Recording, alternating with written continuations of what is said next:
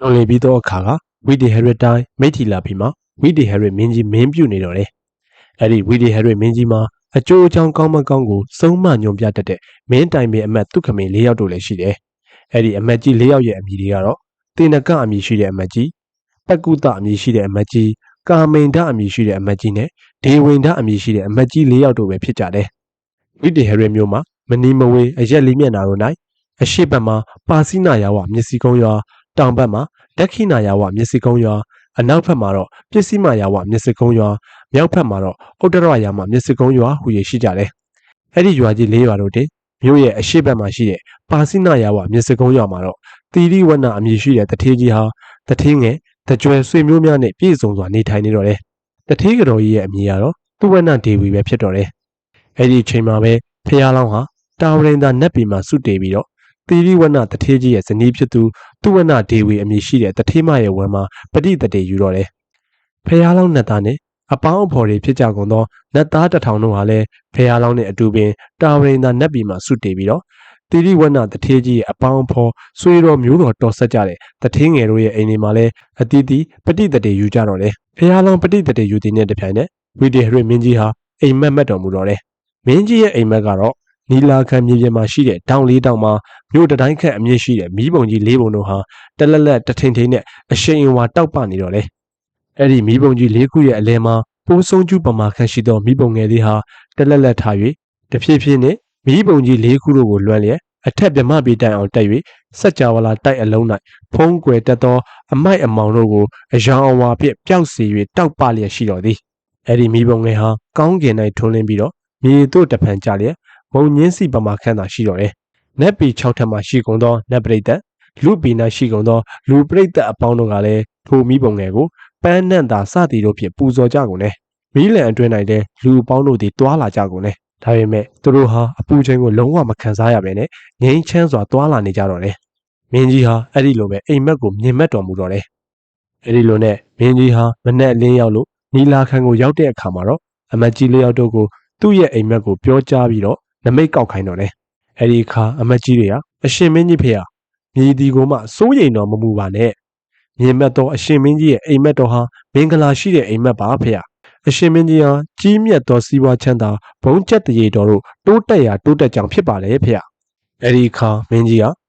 ဘဲနဲ့လဲမူမတ်တို့ကအရှိန်လန်ပြီးတော့မီးတောက်ကိုမြင်မက်တာဘဲကြောင့်ချမ်းသာရမှာလဲကွ။အကြောင်းအကျိုးဆက်ပြီးတော့အတက်တရအောင်ရှောက်တင်ကြပါအောင်ကွ။မင်းကြီးဟာအဲ့ဒီလိုပြောကြားလိုက်တော့လေ။အဲ့ဒီအချိန်မှာတော့သေနကအမတ်ကြီးကအရှင်မင်းကြီးဖေမီးတောက်မီးလျံဟူသည်ကဉာဏ်ပညာဘုံကျက်တရေပဲဖြစ်ပါလေဖေ။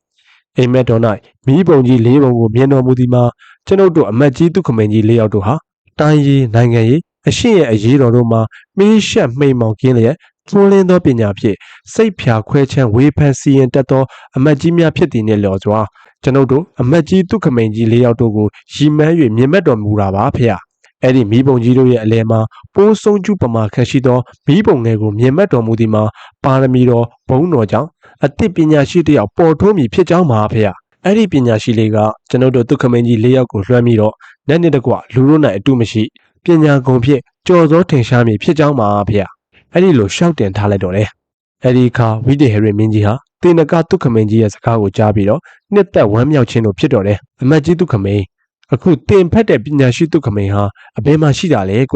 ။အဲ့ဒီအခါတေနကအမတ်ကြီးကမိမိတက်အပ်သောဘေဒင်ကျန်းနေမိတက်ကကျန်းတို့၌ဖက်သည့်အတိုင်းနတ်မျက်စိကိုရတဲ့ကဲ့သို့မဖောက်မပြန်ဟုတ်မှန်သည့်အတိုင်းမြင်၍အရှင်မင်းကြီးဖေဟာအဲ့ဒီပညာရှိလေးဟာပဋိသန္ဓေယူဆဲတော်၎င်းဖွားဆဲတော်၎င်းဖြစ်ကြောင်းပါဖေဟာ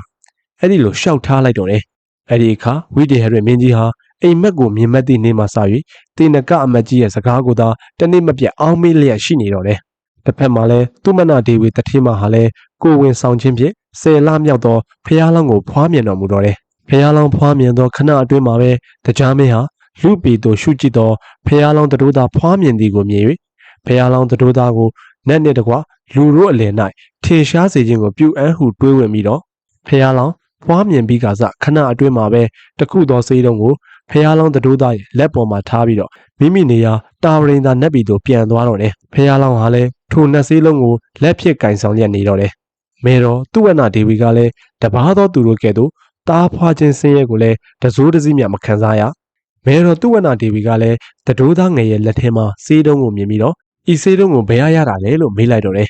ဖះလောင်းတတိုးသားကလည်းဒါဟာနတ်စေးတုံးပဲတစုံတစ်ခုသောအကြောင်းဖြင့်မကောင်းသောအနာရောက်၍မပြောက်နိုင်ကြကုန်သောသူတို့အား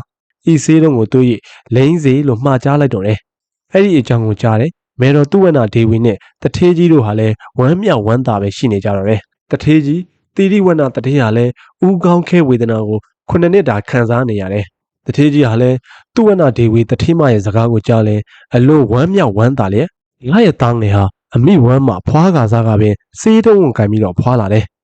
ဖွာပြီးလည်းအမိနဲ့စကားပြောတယ်ဒီအချင်းရာတွေကတပါးသောဖုံးနေသောသူတို့နိုင်မဖြစ်ဘူးငါသားရဲ့ပါရမီကြောင့်ဘုံတကူကြီးကုန်ကြသောသူတို့ကဒီစေးတုံးကိုပေးတာဖြစ်မယ်ဒီစေးတုံးဟာလည်းအစွမ်းအာနုဘော်လုံးနဲ့ရှိတယ်လို့ငါယုံကြည်တယ်အဲဒီလိုနဲ့တထေးကြီးဟာစေးတုံးကိုကြောက်ပြင်းနိုင်သွေးပြီးတော့နှစ်ဖူးမှာအတက်ငယ်လိမ့်လိုက်တာခုနှစ်နှစ်တာခံစားနေရတဲ့ဝေဒနာဟာချက်ချင်းပဲပျောက်ကင်းသွားတော့တယ်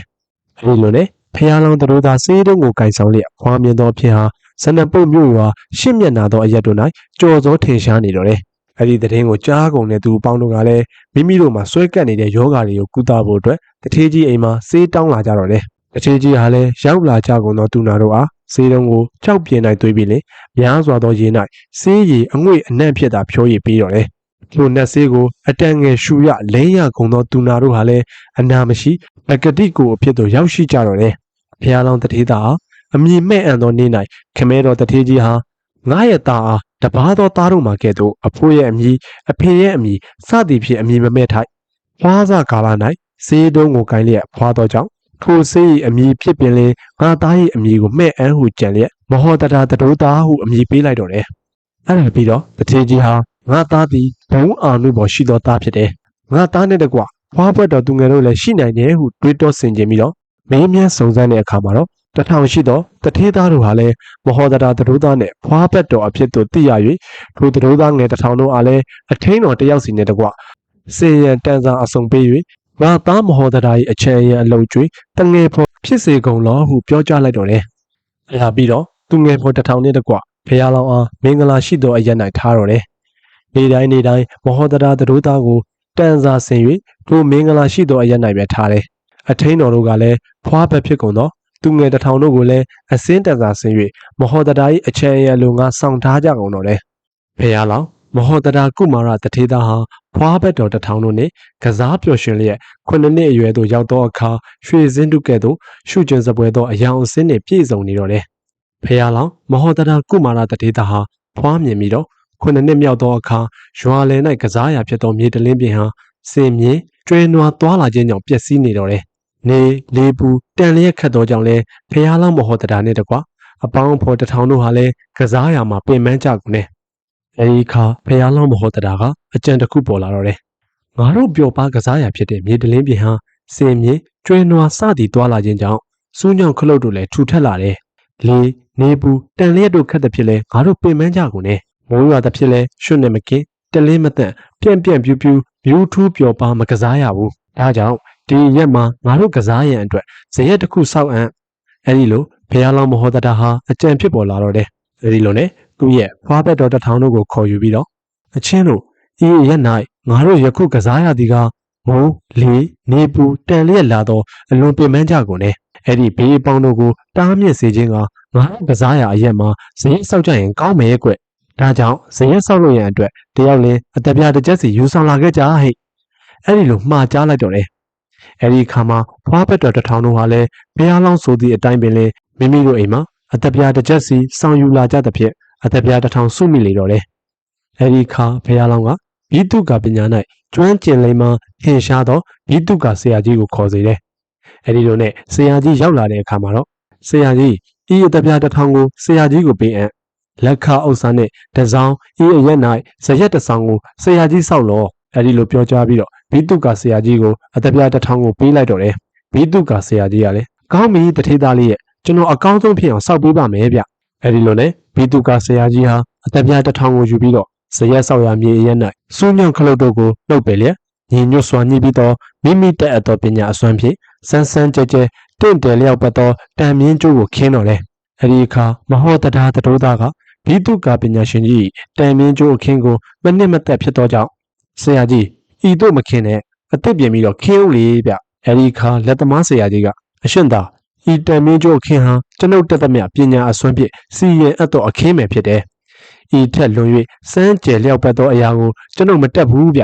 အဲ့ဒီလိုပြောကြားလိုက်တော့လေအဲ့ဒီခါမဟောတရာသူတို့သားကဆရာကြီးဤမြလောက်သောဘိတုကပညာအတက်နဲ့ငါတို့ရဲ့ဥစ္စာတစ်ထောင်ကိုယူပြီးတော့ဇရက်ကိုစောင့်ပါလားကွကဲတန်မင်းကျိုးကိုယူလာချေငါခင်း၍ပေးမယ်ဘုရားလောင်းဟာအဲ့ဒီလိုပြောကြားလိုက်ပြီးတော့အသစ်ပြင်၍တန်မင်းကျိုးကိုခင်းတော်တယ်အဲ့ဒီအခင်းဟာဤတကြိုနတ်သားခင်းတဲ့ကဲ့သို့ပင်အစမ်းတကျဲတင့်တယ်စွာဖြစ်နေတော်တယ်အဲ့ဒီလိုတန်မင်းကျိုးခင်းပြီးတော့ဘိတုကပညာရှင်ကြီးကိုဆရာကြီးသင်ဤကဲ့သို့ခင်းနိုင်ပါသလားအရှင်သာကျွန်ုပ်ဤမြမစွမ်းဆောင်နိုင်ပါဗျအဲဒီခါဖះလောင်းမဟောတရာကဤတစ်ခုတည်းသောဇရက်တွင်ပင်ဤအရ၌ကိုးကွယ်ရာမရှိကုန်သောခရီးသွားဧည့်သည်တို့၏နေရာဖြစ်စေဤအရ၌ခရီးသွားကိုဝင်ဆောင်မိမတို့၏ပါးဖွားရာဖြစ်စေဤအရ၌အာဂန်တို့ဖြစ်သောရဟန်းပုံနာတို့၏နေရာဖြစ်စေဤအရ၌ခရီးသွားလူဧည့်သည်တို့၏နေရာဖြစ်စေဤအရ၌လဲကုံတဲ့ခြေကုံတဲ့တို့၏ဗန္ဒာထားရာဖြစ်စေဤအရ၌ငါတို့ကစားရာတလင်းဖြစ်စေဤအရ၌တရားစီရင်ရာတပင်ဖြစ်စေအဲဒီလိုနဲ့နေရာတွေတတ်မှတ်ပြီးတော့2ရက်3ရက်ဖြစ်ပြီးအောင်ဘိတုကပညာရှင်ကြီးတို့ကိုစောင့်စီတော့တယ်အဲဒီလိုနဲ့ဇရက်ဆောက်လို့ပြီးတော့အခါဆေးချဲဆေးရည်အတက်၌ထင်ရှားကုန်သောအကြီးဆရာတို့ကိုခေါ်ယူလျက်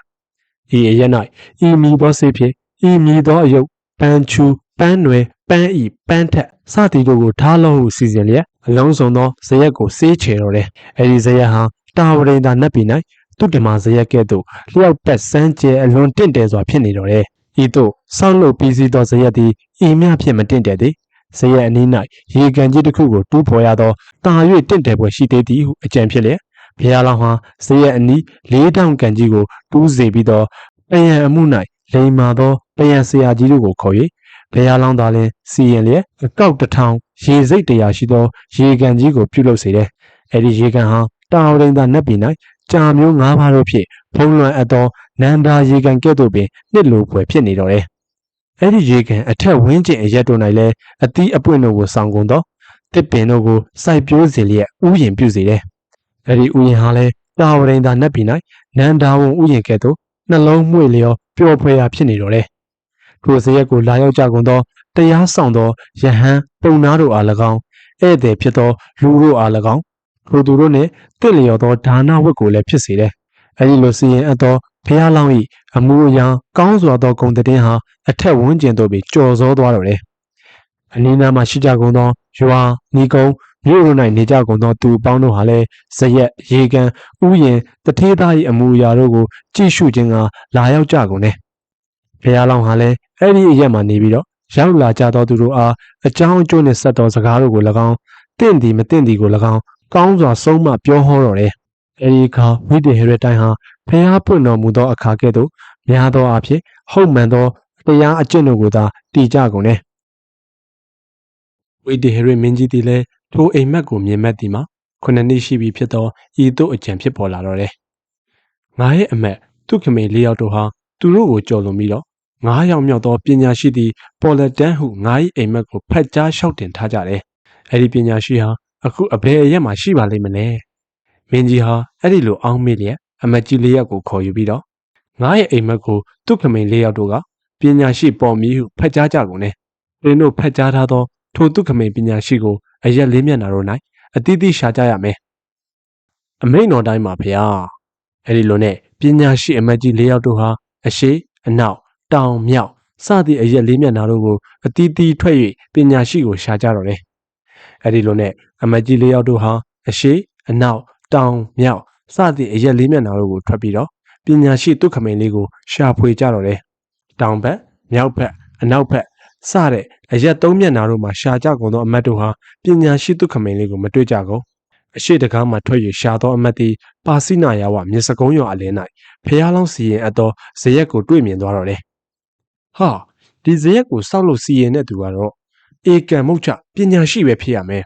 ဟာဟိုမှာလူတယောက်လာနေတာပဲသူ့ကိုမေးကြည့်ရမယ်အဆွေဒီဇရက်ကိုဘသူကစီရင်ပြီးတော့စောက်လုပ်ခဲ့တာလေဗျဒီဇရက်ကိုလက်သမားပိသုကပညာရှင်တို့စောက်လုပ်ထားတာမဟုတ်ဘူးဗျတိရိဝဏတထေးကြီးရဲ့သားမဟောတရာဒုက္ခမိန်ကဆရာမမီရဲနဲ့မိမိရဲ့ပညာဉာဏ်စွမ်းနဲ့စီရင်စောက်လုပ်ထားတဲ့ဇရက်ပဲဖြစ်တယ်ဗျ အဲ့ဒီစကားကိုကြားရင်အမတ်ကြီးကမဟောဒရာတုခမင်းကဘယ်အရွယ်ရောက်ပြီလဲကွမဟောဒရာတုခမင်းကယခုဒီလမှာပဲဗျအသက်9နှစ်ပြည့်မှာအဲ့ဒီစကားကိုကြားရင်အမတ်ကြီးဟာလည်းမင်းကြီးအိမ်မက်မက်သောနှစ်လရက်များကိုမှတ်သားထားသည်နှင့်လျော်စွာမင်းကြီးအိမ်မက်မက်သည့်နေ့မှာထိုလတိုင်းနှစ်လရက်ပေါင်းများကိုချင်းတွက်သောတထေသားအရွယ်အသက်နှင့်အိမ်မက်သည်နှစ်လညီမျှသည်ကိုသိရှိသွားတော့တယ်။အဲဒီအခါမဟောဒရာတထေသားလေးကပညာရှိတုခမိန်ပဲလို့မှတ်ယူပြီးတော့အရှင်မင်းကြီးကိုရှောက်တင်မှုအတွက်မင်းချင်းတယောက်ကိုလွှတ်လိုက်တော့တယ်။အဲဒီလိုနဲ့မင်းချင်းဟာအရှင်မင်းကြီးထံကိုရောက်သွားတဲ့အခါမှာတော့အရှင်မင်းကြီးဖေဟာပါစိနာယာဝမြစ်စကုံးရွာနေတိရိဝနတထေးကြီးရဲ့သားမဟောဒရာတုခမိန်အမည်ရှိသောတတိုးသားငယ်ဟာ9နှစ်အရွယ်များသာရှိပါလျက်နဲ့ကြီးမားခန့်ထဲပြီးနှစ်လိုပွဲရှိသောဇရက်ကြီးကိုစောက်ပြီးလင်အကောက်တစ်ထောင်ရေစိတ်တရားရှိသောရေကန်ဥယျာဉ်တို့ကိုစောက်လုပ်ထားပါတယ်ဖေ။ထိုတတိုးသားငယ်သည်အိမ်မက်မက်တော်မူသည့်နှစ်လနှင့်ထောင်ချင်သောအညီပင်ဖြစ်၍ဖုံးတော်ကြောင့်ပေါ်ထွက်လာသောပညာရှိဧကံမုတ်ချဖြစ်ပါတယ်ဖေ။ယခုထိုတတိုးသားငယ်တုခမိန်လေးကိုဆောင်ယူတော်မူလင်လဲတင့်တော်မူဖြစ်ပါတယ်ဖေ။အဲဒီလိုမင်းချင်းတယောက်နဲ့မင်းကြီးကိုရှောက်တင်စေတော့တယ်။အဲဒီစကားကိုကြားလင်ဝိဒေဟရမင်းကြီးကအလွန်နှစ်သက်ဝမ်းမြောက်ခြင်းဖြစ်သည်ဖြင့်တင်နကအမတ်ကြီးကိုဆရာအမတ်ကြီးထိုတုခမိန်ကိုယခုပင်ဆောင်ရွက်ရတော့ကောင်းမည်မဟုတ်လောအဲ့ဒီလိုတိုင်မြင်ထားလိုက်တော့တယ်အဲ့ဒီအခါတင်နကအမတ်ကြီးကဝင်တိုပိတ်ပင်ခြင်းရှိသည်ဖြင့်အရှင်မင်းကြီးဖေဟာဤမြလောက်သောဇရက်ကိုစောက်လို့စီရင်တက်ခါများနှင့်တုခမိန်မမြောက်သေးဤမြလောက်သောဇရက်ကိုတခြားသောခက်သိမ်းသောသူတို့ပင်စီရင်နိုင်သည်ဖြစ်တယ်ဒါကြောင့်ချီးမြှောက်လောက်အောင်ဂုံကျေးဇူးမရှိသေးပါဖေအဲ့ဒီလိုရှောက်ထားလိုက်တော့တယ်အဲ့ဒီအခါဝိဒေဟရမင်းကြီးဟာတင်နကအမတ်ကြီးရဲ့စကားကိုကြားလင်ငါ၏အမတ်ကြီးသည်အကြောင်းထူးရှိသေးသောကြောင့်ရှောက်တင်ထားတာဖြစ်မယ်ဟုတင်နကအမတ်ကြီးရဲ့စကားကိုမပယ်ဘဲနဲ့ပါစိနာယာဝမြစ်စကုံးရွာ၌ဘုရားလောင်းကိုတွေ့သောအမတ်ကိုသာလင်တင်သည်ပါစိနာယာဝမြစ်စကုံးရွာ၌နေလျက်မဟောဒရာတဒုသား၏အမှုအရာပညာရှိမရှိတို့ကိုတိတောင်အောင်စူးစမ်းဆင်ခြင်လေအောင်ဟုမင်းချင်းတယောက်ကိုစေလို့၍ပြောခိုင်းလိုက်တော့တယ်။ထိုအမတ်ကြီးဟာလည်းမင်းကြီးရဲ့စကားကိုကြားလေထိုပါစိနာယာဝမြစ်စကုံးရွာမှာနေလျက်ဘုရားလောင်း၏အမှုအရာပညာရှိမရှိတို့ကိုမပြတ်စူးစမ်းလေ့လာနေတော့တယ်။အနေ၌မဟောဒရာတဒုသားသည်ဘွားဘက်တော်တထောင်ချင်ရလျက်ကစားရဇရက်အတွင်းနေတလင်းပြင်သို့သွားလေတော့တယ်။အဲ့ဒီအချိန်မှာပဲဆွေရဲတကောင်ဟာဈေးမှာအမဲသားတစ်ခုကိုချီပြီးတော့ပြန်လာသည်ကိုတွေ့လိုက်ကြတော့တယ်။အဲ့ဒါနဲ့ဘွားဘက်တော်တထောင်တို့ဟာထိုအမဲသားတစ်ကိုချစေလိုခြင်းကဆွေရဲရဲ့နောက်ကနေအော်ဟစ်ပြီးတော့လိုက်ကြတော့တယ်။ဆွေရဲကလည်းအောက်ကလူငယ်များဟစ်ကြွေးသောအတန်ဖြင့်ကြောက်ရွံ့သောကြောင့်တောင်မြောက်လူကဘဲညာရှက်တင်ကောင်းကင်သို့ပြန်၍ပြေးနေတော့တယ်။လူငယ်တို့ဟာလည်းစွန်ကိုမျှော်ကြည့်ပြီးတော့လိုက်တဲ့အတွက်ကြောင့်အောက်မှာရှိသောခဲကြောက်ခဲတွင်းခလုတ်စသည်တို့ကိုတိုက်မိပြီးတော့ချော်လေး၍အနာတရဖြစ်ကြကုန်တော့တယ်။အဲ့ဒီအချင်းရောင်ကိုမြင်တဲ့မဟောဒရာတဒုသားကအချင်းတို့ထိုစွန်ချီလာသောအမဲသားတစ်ကိုအခုပင်ချအောင်ငါလုပ်ပေးမယ်။သင်တို့မြင်လို့ကြသလားကွ။အဲ့ဒီခါဘွားဘက်တော်တထောင်တို့ကလည်းမြင်လိုပါတယ်လို့ဖြေတဲ့အတွက်ကြောင့်မဟောဒရာတဒုသားဟာကောင်းကင်သို့မကြည့်ပဲနဲ့လေရဲ့အလင်းဖြစ်လင်းမြန်စွာပြေးပြီးလင်စွန်ရဲ၏အရိပ်ကိုနင်းလျက်လက်ခုပ်ကိုတီး၍ပြင်းစွာသောအတန်ဖြင့်ဟစ်တော်တယ်။ထိုဟစ်သောအတန်ဟာဖျားလောင်း၏အာနုဘော်ကြောင့်စွန်၏ရင်တွင်းမှနေ၍ဟစ်တဲ့ကဲ့သို့တစ်တစ်ချင်းချင်းကောင်းကင်သို့ဝုန်းတက်လျက်စွန်ငဲ့၏နားပွင့်အံတဲ့ကဲ့သို့ဖြစ်သွားတော့တယ်။စွန်ဟာလည်းဖျားလောင်း၏အတန်ဖြင့်ကြောက်ရွံ့ခြင်းဖြစ်၍သားတစ်ကိုလွတ်ချလိုက်တော့တယ်။ဖျားလောင်းဟာလည်းကောင်းကင်ကိုမျှော်မကြည့်ပဲနဲ့သားတစ်ကြလာသောအဖြစ်ကိုသိ၍မြေသို့မကျစေရန်လက်ဖြင့်သားတစ်ကိုခံလိုက်တော့တယ်။အဲ့ဒီအချင်းရာကိုများစွာသောလူပရိသတ်တို့ကမြင်ကြတဲ့အခါမှာတော့ရင်သက်ရှုမောတောတောအုပ်ရုပ်ရုပ်တဲတဲအံ့ဩချီးမွမ်း၍လက်ပန်းပေါက်ခတ်လျက်လက်ဖြင့်ရိုက်တီးညီးညီးတန်လေးဟစ်ကြွေးကျူးကျော်ကြကုန်တယ်။အဲ့ဒီအချင်းရာကိုရှုမြော်စောင့်နေရတဲ့အမတ်ကအတက်တည်တဲ့အခါမှာတော့အလုံးစုံသောအချင်းရာတို့ကိုရှောက်တင်စေရန်လူလင်မင်းချင်းတယောက်ကိုမင်းကြီးထံသို့ဆေလွတ်လိုက်တော့တယ်။အဲ့ဒီစကားကိုဝိဒေဟရမင်းကြီးကြားလင်အလွန်ပင်ဝမ်းမြောက်ဝမ်းသာဖြစ်တော်တယ်။အဲဒီနောက်တေနကအမတ်ကြီးကိုခေါ်ယူပြီးတော့ဆရာအမတ်ကြီးမဟောဒရာတုခမိန်ကိုတိမ့်ဆောင်ခြင်းအခွင့်တော်တင့်မီမဟုတ်လော။အဲဒီလိုမေးမြန်းလိုက်တော့တယ်။အဲဒီလိုဝိဒေဟရမင်းကြီးတိုင်ပင်သောစကားကိုတေနကအမတ်ကြီးကကြားလင်မဟောဒရာသူတို့သားသည်ဤနန်းတော်သို့ရောက်သည်ရှိသောထိုသူရောက်သောအခါမှစ၍ငါတို့ရဲ့ပညာကျေးဇူးကုန်သည့်တစုံတစ်ခုသောအခွင့်တွေမှမပွင့်မလန်းညှိုးနှွဲရုပ်ရော်စွာအရာမဝင်သည်ဖြစ်လက်တံမင်းကြီးသည်လည်းထိုမဟောဒရာရောက်သည်ရှိသောငါတို့ရှိမှန်းကိုမျှမသိလက်တံထို့ကြောင့်မဟောဒရာကို မသိမ်းမဆောင်စေခြင်းကမင်းကြီးအားရှောက်ကြံဟန်ဟုကြံပြီးတော့အရှင်မင်းကြီးဖေဟာဤစွန်ချီသောတားတစ်ကိုချစေနိုင်ခြင်းသည်အနှဲငယ်မျှသာတည်းဤမျှလောက်သောအချင်းအရာဖြင့်ပညာရှိသူခမေမခန့်လောက်သေးစင်ကြင်တော်မူပါအောင်ဖေဟာအဲ့ဒီလိုရှောက်တင်ထားလိုက်တော့တယ်ဝီဒီဟရီမင်းကြီးဟာလည်းတေနကအမတ်ကြီးရဲ့စကားကိုကြားလင်စိတ်ညစ်ညူးဖြစ်ပြန်၍တပံအမတ်ကြီးထံသို့မဟောတရာသတို့သားကိုစုံစမ်းလေအောင်ဟုအကြောင်းကြားလိုက်တော့တယ်နွားတရားဟူသည်ကပါစိနာယာဝမြေစကုံးရွာသားတယောက်ဟာမိုးကြလင်လဲလုတ်ဖို့အတွက်တခြားရွာမှနွားတချင်းကိုဝယ်လာခဲ့တယ်အဲဒီလိုနဲ့နောက်တနေ့ရောက်တဲ့အခါမှာတော့ထိုနွားတချင်းကိုမြက်ကောင်းရာရက်၌နွားကြောင်းနေစဉ်ညောင်းညာငိုက်မိလာသဖြင့်နွားနဲ့အနီးအရိပ်ကောင်းသောတစ်ပင်အောင်မှအိတ်နေတော့တယ်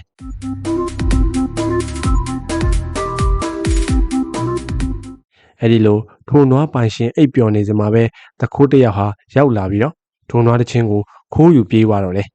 အဲဒီလိုနဲ့နွားပိုင်ရှင်နိုးလာသောအခါနွားကိုလှမ်းကြည့်ရင်မမြင်ရသဖြင့်ဘေးပင်ညာတို့ကိုမျှော်ကြည့်တဲ့အခါမှာတော့ယူဆောင်သောတခိုးကိုတွေ့တော့တယ်အဲဒီအခါတခိုးနောက်ကိုလှည့်မြန်စွာပြေးလိုက်သွားတော့တယ်အဲဒီလိုနဲ့မဟောဒရာကျောင်းနီးကိုရောက်တဲ့အခါမှာတော့နွားတခိုးနာကိုရောက်ရှိသွားတော့တယ်တင်ပါကြောင့်ငါရဲ့နွားတချင်းကိုခိုးရတာလေအဲဒီစကားကိုကြားရင်နွားခိုးသည့်ယောက်ျားကအဆွေတင်ရဘသူလဲဟဲ့နှုတ်ရိုင်းစော်ကမပြောနဲ့ငါနွားကိုငါလိုရာဆောင်သွားတာငါအားဘဲကြောင့်တခိုးဟုဆွဆွဲနေရတာလေကွအဲဒီလိုနဲ့နွားရှင်းနဲ့နွားတခိုးတို့ဟာညင်းခုန်နေကြတော့တယ်သူတို့ညင်းခုန်နေတဲ့နေရာဟာမဟောဒရာရဲ့ဇရက်အနီးမှာဖြစ်တဲ့အတွက်မဟောဒရာသတို့သားလေးဟာသူတို့ညင်းခုန်နေတဲ့အတန်ကိုကြားပြီးတော့သူတို့နှစ်ယောက်ကိုခေါ်ခိုင်းလိုက်တော့တယ်အဲဒီလိုနဲ့နွားပိုင်ရှင်နဲ့နွားတခိုးတို့ရောက်လာတဲ့အခါမှာတော့ထိုသူနှစ်ယောက်တို့၏အမူအရာလက္ခဏာကိုစင်ချင်ထောက်ရှု၍ဤသူကနွားရှင်ဤသူကနွားတခိုးဟုမဟောဒရာသတို့သားလေးဟာအတက်တည်တော့တယ်ဒါပေမဲ့တပားသူတို့ထင်ရှားစွာသိမှာအာဂတိတို့မငြိမဆောင်ကောင်းစွာအစီအရင်ထင်ရှားသည်ဖြစ်၍အပြစ်တင်လွတ်ရချေသည်ဟုကြံပြီးတော့တင်တို့ကဘလို့အကြောင်းများရှိလို့တယောက်နဲ့တယောက်ညင်းခုန်နေကြတာလေကွအဲ့ဒီလိုမေးလိုက်တော့တယ်အဲ့ဒီအခါမှာနွားပိုင်ရှင်ကအရှင်သာကျွန်ုပ်ဟာဤနွားတချင်းကိုဖိုးဘက်ရွာကနွားကုံတဲ့တူထံမှဝယ်ခဲ့တာဗျအိမ်မှာတညပဲတိတ်ရသေးတယ်အဲ့ဒါဗျာဒီနေ့မနေ့ရောက်တော့ကျွန်တော်ကနွားကိုလေမြက်ကောင်းတဲ့အရာမှာလွတ်ပြီးတော့ကြောင်းနေတာဗျပြီးတော့အရိပ်ကောင်းတဲ့နေရာမှာကျွန်ုပ်ကအိပ်ပျော်သွားတယ်အဲ့ဒီအချိန်မှာပဲသူဟာကျွန်တော်ရဲ့နွားတချင်းကိုခိုးပြီးတော့ထွက်ပြေးသွားတာဗျကျွန်တော်နိုးလာလို့လှမ်းကြည့်လိုက်တော့ဤမတူတော့ခိုးသူယူသွားသည်ကိုမြင်သဖြင့်လျင်မြန်စွာကျွန်ုပ်လိုက်နိုင်သောကြောင့်ဤနွားတခိုးကိုလက်ပူးလက်ချက်မိတာပါဗျကျွန်တော်ရဲ့စကားကိုအရှင်သာယုံတော်မူပါအဲ့ဒီလိုပြောကြားလိုက်တော့တယ်မဟောဒရာတုခမိန်ကထိုစကားကိုကြားလင်နွားတခိုးကိုအချင်းယောက်ျားတဦးကစကားကုန်ခန်းအောင်တက်တင်နေတကွာဆိုပြီးတင်ကလည်းဟုတ်မှန်တဲ့အတိုင်းဆိုလောအဲ့ဒီအခါနွားတခိုးကအရှင်သာကျွန်ုပ်ရဲ့ချမ်းပေါက်ဤနွားတချင်းကိုကျွန်ုပ်လိုရာအရက်တို့ယူဆောင်သွားစဉ်ဤလူသည်အနိုင်အထက်မင်းမြက်မင်းတန်တင်အောင်အခွင့်မဟုတ်ဘဲနဲ့ကျွန်ုပ်ကိုနွားတခိုးဟုဆွဆွဲ၍မအပ်မယားပြုကျင့်သည့်အမူအရာဖြစ်ပါတယ်ဗျ။ဒီနွားတွေဟာထိုသူရဲ့နွားမဟုတ်ပါဘူးအရှင်သာ။အဲ့ဒီလိုနဲ့အမှုသည်တို့ဦးတို့ရဲ့စကားကိုကြားလင်ဖះလောင်ဟာထိုသူတို့အမှုတရားမပွားများရအောင်ဟုတ်မှန်သည့်တိုင်းစီရင်လို့၍ကျွန်တို့နေရောက်ငါကောက်ယူဆုံးဖြတ်ချက်ကိုနှစ်သက်စွာနာခံကြမှာလားကွ။အဲ့ဒီအခါအမှုသည်တို့ကမဟောဒရာသတို့သားလောင်းရဲ့ဆုံးဖြတ်ချက်ကိုနာခံမှုသဘောတူလိုက်ကြတော့တယ်။အဲဒီလိုပြီးတော့မဟောဒရာသတို့သားဟာနွားတခိုးကိုရှေ့ဦးစွာမေးတော့တယ်။အချင်းယောက်ျားဤနွားတချင်းကိုတင့်ချံပေါက်ဖြစ်တယ်ဟုသင်ဟာပြောတယ်။ဒါကြောင့်ဒီနွားတချင်းကိုဘယ်အစာတွေကိုတင်ကြွေးတာလဲကွ။အဲဒီအခါနွားတခိုးကအရှင်သာနှမ်းဖက်နဲ့ပဲမော်ကိုသာစားစေလျက်ရမန်းရီယာကူးတို့ကိုသာတောက်စီပါလေ။အဲဒီနောက်နွားပိုင်ရှင်ကိုမေးမြန်းလင်နွားပိုင်ရှင်က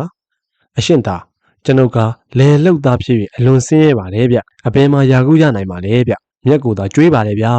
ထိုသူတို့ရဲ့စကားကိုအလုံးစုံသောပြိတ္တအပေါင်းတို့အားမှတ်သားစေပြီးတော့ဘုရားလောင်းသည်တိရှားရွက်ကိုဆောင်ယူစေပြီးလင်မြက်စွာထောင်းပြီးမှရေနစ်ဖြော်၍နွားတစ်ချင်းကိုတိုက်စေတယ်ထိုအခါနွားတို့သည်ဝမ်းသွားလေတော့တယ်အဲဒီအခါနွားရဲ့မစင်ထဲမှာမြက်ဖက်တွေကိုသာတွေ့ရှိသွားတော့တယ်အဲဒီလိုနဲ့နွားတစ်ခုဟာထင်ရှားစွာပေါ်လာတော့တယ်ထိုအခါဘုရားလောင်းဟာအချင်းယောက်ျားအရှိမြေစကုံးရွာ၌တထေးကြီးရဲ့သားမဟောဒရာဟာသူ့တပားတို့လှုပ်ဝက်သောအမှုကိုတခုမကြမ်းညံစွမ်းဖြင့်သိမြင်တတ်သည်ဟု၍တင်မကြားဘူးလားကွမုသာဝါဒကိုအဘယ်ကြောင့်တင်ပြောဆိုသည်နည်းယနေ့မှစပြီးအသက်ရှည်သောကာလပတ်လုံးဤကဲ့သို့အမှုအကျင့်ကိုမပြုတ်လုပ်နဲ့ကွအဲ့ဒီလိုဆုံးမထားလိုက်တော့တယ်အဲ့ဒီနောက် ဖះလောင်းရဲ့ဖွားဘက်တော်တထောင်တို့ဟာခုနွားတကူယောက်ျားကိုခြေဖြစ်ခက်ရန်ချင်းလက်ဖြစ်ထောင်းထူခြင်းတသက်လုံးအဆက်ရအောင်နာကျင်စွာဒဏ်ပေးကြကုန်တယ်။အဲဒီနောက်ဖះလောင်းကသူငယ်ဖော်တို့ထောင်းခတ်၍မှတ်လောက်အောင်ထိုသူနာကျင်ပြီးတော့သူငယ်ဖော်တို့ကိုတား၍ထိုနွားတကူအားအချင်းယောက်ျားတင်သည်သူများဥစ္စာကိုခိုးယူခြင်းအပြစ်ကြောင့်မသေးမီကပင်နာကျင်ပြင်းပြသောဆင်းရဲကိုခံစားရပြီးတေလွန်သောအခါယခုခံရသောဆင်းရဲထက်အစထောင်တောင်းမကပြင်းသောအပေကိုတင်ကြရောက်လက်တံအပေဆင်းရဲကိုတင်ဆင်ခြင်းကြောက်လန့်လျက်အသက်ထဆုံးဤကဲ့သို့သောအမှုကိုယခုငါထံကစွန့်ပယ်၍အတစ်တရား၅ပါးသောတီလာကိုနေ့စဉ်စောင့်တည်လောအဲ့ဒီလိုဆုံးမထားလိုက်တော့တယ်အဲ့ဒီအခါဖះလောင်းကိုစုံစမ်းနေသောအမတ်ဟာထိုအကြောင်းကိုသိ၍ရှေ့နေများတူအလုံးစုံကိုဝိတေဟရိမင်းကြီးကရှောက်ကြားတော်တယ်ဝိတေဟရိမင်းကြီးဟာလည်းထိုစကားကိုကြားရသောတေနကအမတ်ကြီးကိုခေါ်ပြီးတော့ဆရာအမတ်ကြီးမဟောဒရာတုခမင်းကိုစောင့်ယူခြင်းအခွင့်သိမ့်မီမဟုတ်လောအဲ့ဒီလိုမေးမြန်းလိုက်တော့တယ်အဲ့ဒီအခါမှာတေနကအမတ်ကြီးကအရှင်မင်းကြီးတရားစီရင်ရာလွတ်တော်တပင်၌အမတ်တရားသူကြီးတို့ဟာမှုမှုယုံမှုအဆုစုပေါ်ပေါက်လာသည့်တရားကိုပင်စင်ကြင်ရှုမြော်လျက်အမှုတို့သည်လှို့ဝှက်ကုန်တော်လဲတိတာသောစစ်ဆေးမြင်းမြန်း၍တရားလမ်းရှိရှိတိုင်းစီရင်ကြသည်ကြီးပင်ဖြစ်တယ်ထိုနွားတရားကိုစီရင်နိုင်ကာများနှင့်သူခမိန်မခေါ်တော့သေးစောင့်တော်မူပါအောင်ဖေ။အဲ့ဒီလိုရှောက်ထားလိုက်တော့တယ်မင်းကြီးဟာတေနကအမတ်ကြီးရဲ့စကားကိုကြားရင်စိတ်ညစ်ညူးပြီးတော့အမတ်ကိုခက်ဆုံစမ်းမှုပဲမှားကြားလိုက်တော့တယ်လေရွယ်တရားဆိုတာကတော့သူစင်းရဲမတရားဟာကျွယ်ဝသောမိန်းမများကဲ့သို့ရွှေငွေကြောက်မြတ်တွေခြေလှယ်ထားတဲ့လေရွယ်ပရက်ကိုမစင်မြန်းနိုင်သဖြင့်အနီအဝါအပြာအစိမ့်စသောချီမျိုးတို့ဖြင့်ထိုးချုပ်စီရင်အပ်သောချီလေရွယ်ကိုသာဆင်ရတာဖြစ်ပါတယ်။တနေ့မှာတော့စင်ရဲသူမတယောက်ဟာဖះလောင်းစီရင်အပ်သောရေကန်မှာရေချိုးဖို့အတွက်သူ့မှာရှိတဲ့လေရွယ်ကိုချွတ်ပြီးတော့တပတ်ပေါ်မှာတင်ထားလိုက်တော့တယ်။အဲဒီအချိန်မှာပဲသူ့ရဲ့အနီကိုမိမငယ်တယောက်ကရောက်ရှိလာတော့တယ်။ထိုမိမငယ်ဟာစင်ရဲသူမရဲ့လေရွယ်ကိုမြင်ပြီးတော့လိုချင်တက်မှတ်တဲ့စိတ်ဖြစ်လာတော့တယ်။အမေဒီလေရွယ်လေးကအလွန်တစ်တယ်လှပတာပဲရှင့်။ချီဘလောက်ကုန်တယ်လဲ။ကျမလည်းဒီလိုလေရွယ်လေးကိုထိုးချုပ်ခြင်းလို့ပါရှင့်။ဒါကြောင့်ခဏလောက်အတူယူကိုကြည့်ပြစေရှင့်။ရပါတယ်ရှင့်ကြည့်လို့ရပါတယ်။လေရွယ်ပိုင်ရှင်မိမဟာသဘောဖြောင်းဖြောင်းနဲ့ပဲလေရွယ်လေးကိုပေးကြည့်လိုက်တော့တယ်။အဲဒီခါအဲ့ဒီမိမငယ်ဟာလေရွယ်ကိုယူပြီးတော့လင်းမြန်စွာထွက်ပြေးသွားတော့တယ်။လေရွယ်ပိုင်ရှင်မိမဟာလည်းခိုးယူသွားသည်ကိုမြင်လေလင်းမြန်စွာထပြီးတော့နောက်ကနေအပြေးလိုက်တော့တယ်။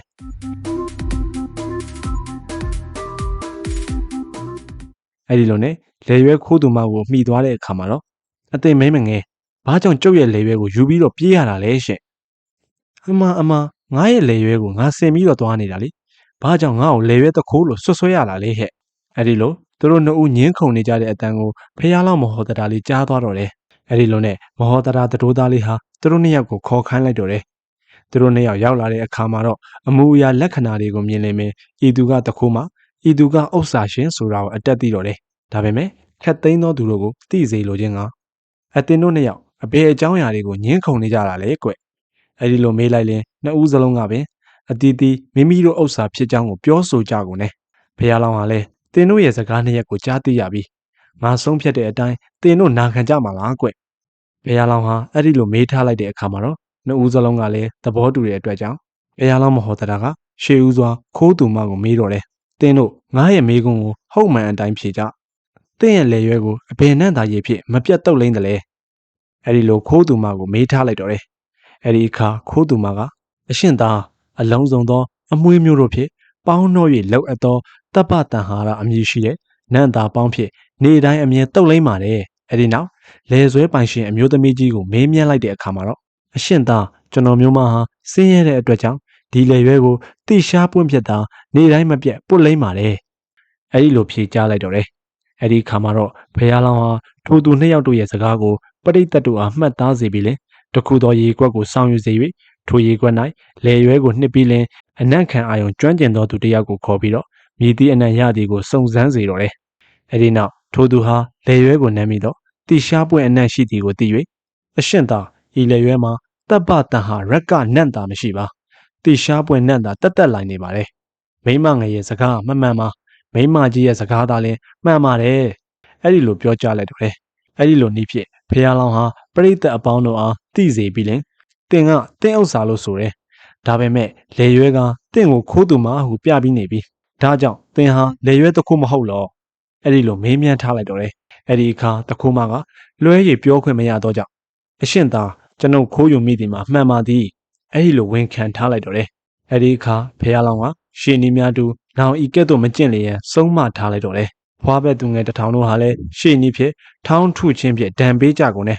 မဟောတရာကိုစောင့်ကြည့်နေတဲ့အမတ်ကြီးဟာလည်းအဲ့ဒီတဲ့င်းကိုကြားသိသွား၍အလုံးစုံတို့ကိုရှင်ဘရင်ကြီးအားရှောက်တင်စေတယ်အဲ့ဒီလိုဝိဒေဟရမင်းကြီးတည်သွားတဲ့အခါမှာတော့တေနကအမတ်ကြီးကိုခေါ်ယူပြီးတော့စကားအလုံးစုံတို့ကိုပြန်ကြားပြီးတော့အမတ်ကြီးမဟောတရာတုခမင်းလေးကိုစောင့်ယူချိန်မတင်သေးဘူးလားကွအဲ့ဒီလိုတိုင်ပင်လိုက်တော့တယ်အဲ့ဒီအခါတေနကအမတ်ကြီးကအရှင်မင်းကြီးဤမြသောအရာနှင့်တုခမင်းမခန့်တော့သေးဆိုင်းငံ့တော်မူပါလေ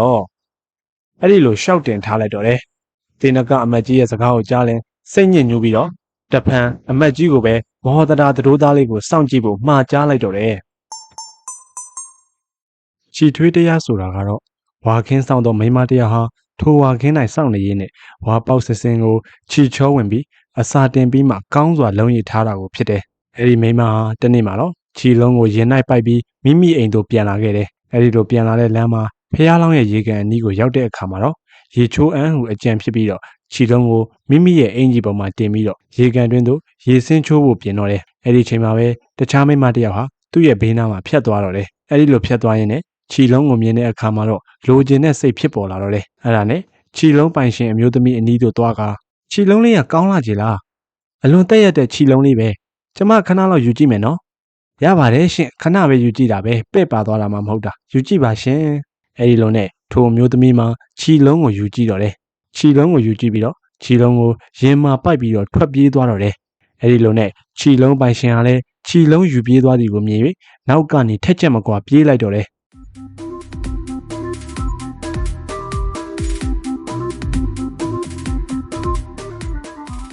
အဲဒီလိုပြေးလိုက်ရင်ဖះလောင်းရဲ့ဇရက်အနီးမှာထိုမိန်းမကိုမှီသွားတော့တယ်။အဲဒီအခါခြီလုံးပိုင်ရှင်မိန်းမကတင်ပါကြောင့်ကျွန်တော်ရဲ့ခြီလုံးကိုခဏယူကြည့်မယ်ဆိုပြီးတော့ခိုးယူပြီးတော့ပြေးရတာလေရှင်။အဲဒီအခါတခိုးမကငါရဲ့ခြီလုံးကိုငါယူ၍ငါအလိုရှိတော်ခီးတို့သွားနေတာတင်ကဘာကြောင့်ငါ့ကိုခြီလုံးတခိုးလို့ဆွဆွဲရတာလဲကွအဲ့ဒီလိုနဲ့ညင်းခုန်နေကြတော့တယ်အဲ့ဒီလိုသူတို့နှစ်ယောက်ညင်းခုန်နေတဲ့အတန်ကိုဖះလောင်းမဟောတတာလေးကကြားသွားတော့တယ်အဲ့ဒီလိုနဲ့သူတို့နှစ်ယောက်ကိုခေါ်ခိုင်းလိုက်တော့တယ်အဲ့ဒီလိုနဲ့အမျိုးသမီးနှစ်ယောက်ဟာဖះလောင်းမဟောတတာရဲ့ရှိကိုရောက်လာတဲ့အခါမှာတော့ဖះလောင်းမဟောတတာဟာသူတို့ရဲ့အမူအရာလက္ခဏာတွေကိုကြည့်ရှုခြင်းအဖြစ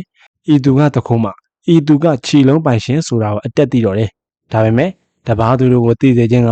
ကြောင်းစုံတို့ကိုထိုသူတို့အားမေးမြန်းတော့တယ်။အဲဒီခါမှာတော့အဲဒီမိမနှစ်ဦးဟာလည်းသူတို့ရဲ့ဖြစ်ကြောင်းကုံစင်ကိုဖះလောင်းမဟောတတာလေးကိုပြောပြကြတော့တယ်။သူတို့ရဲ့ပြောပြချက်တွေကိုကြားပြီးတဲ့အခါမှာတော့မဟောတတာသတို့သားလေးဟာ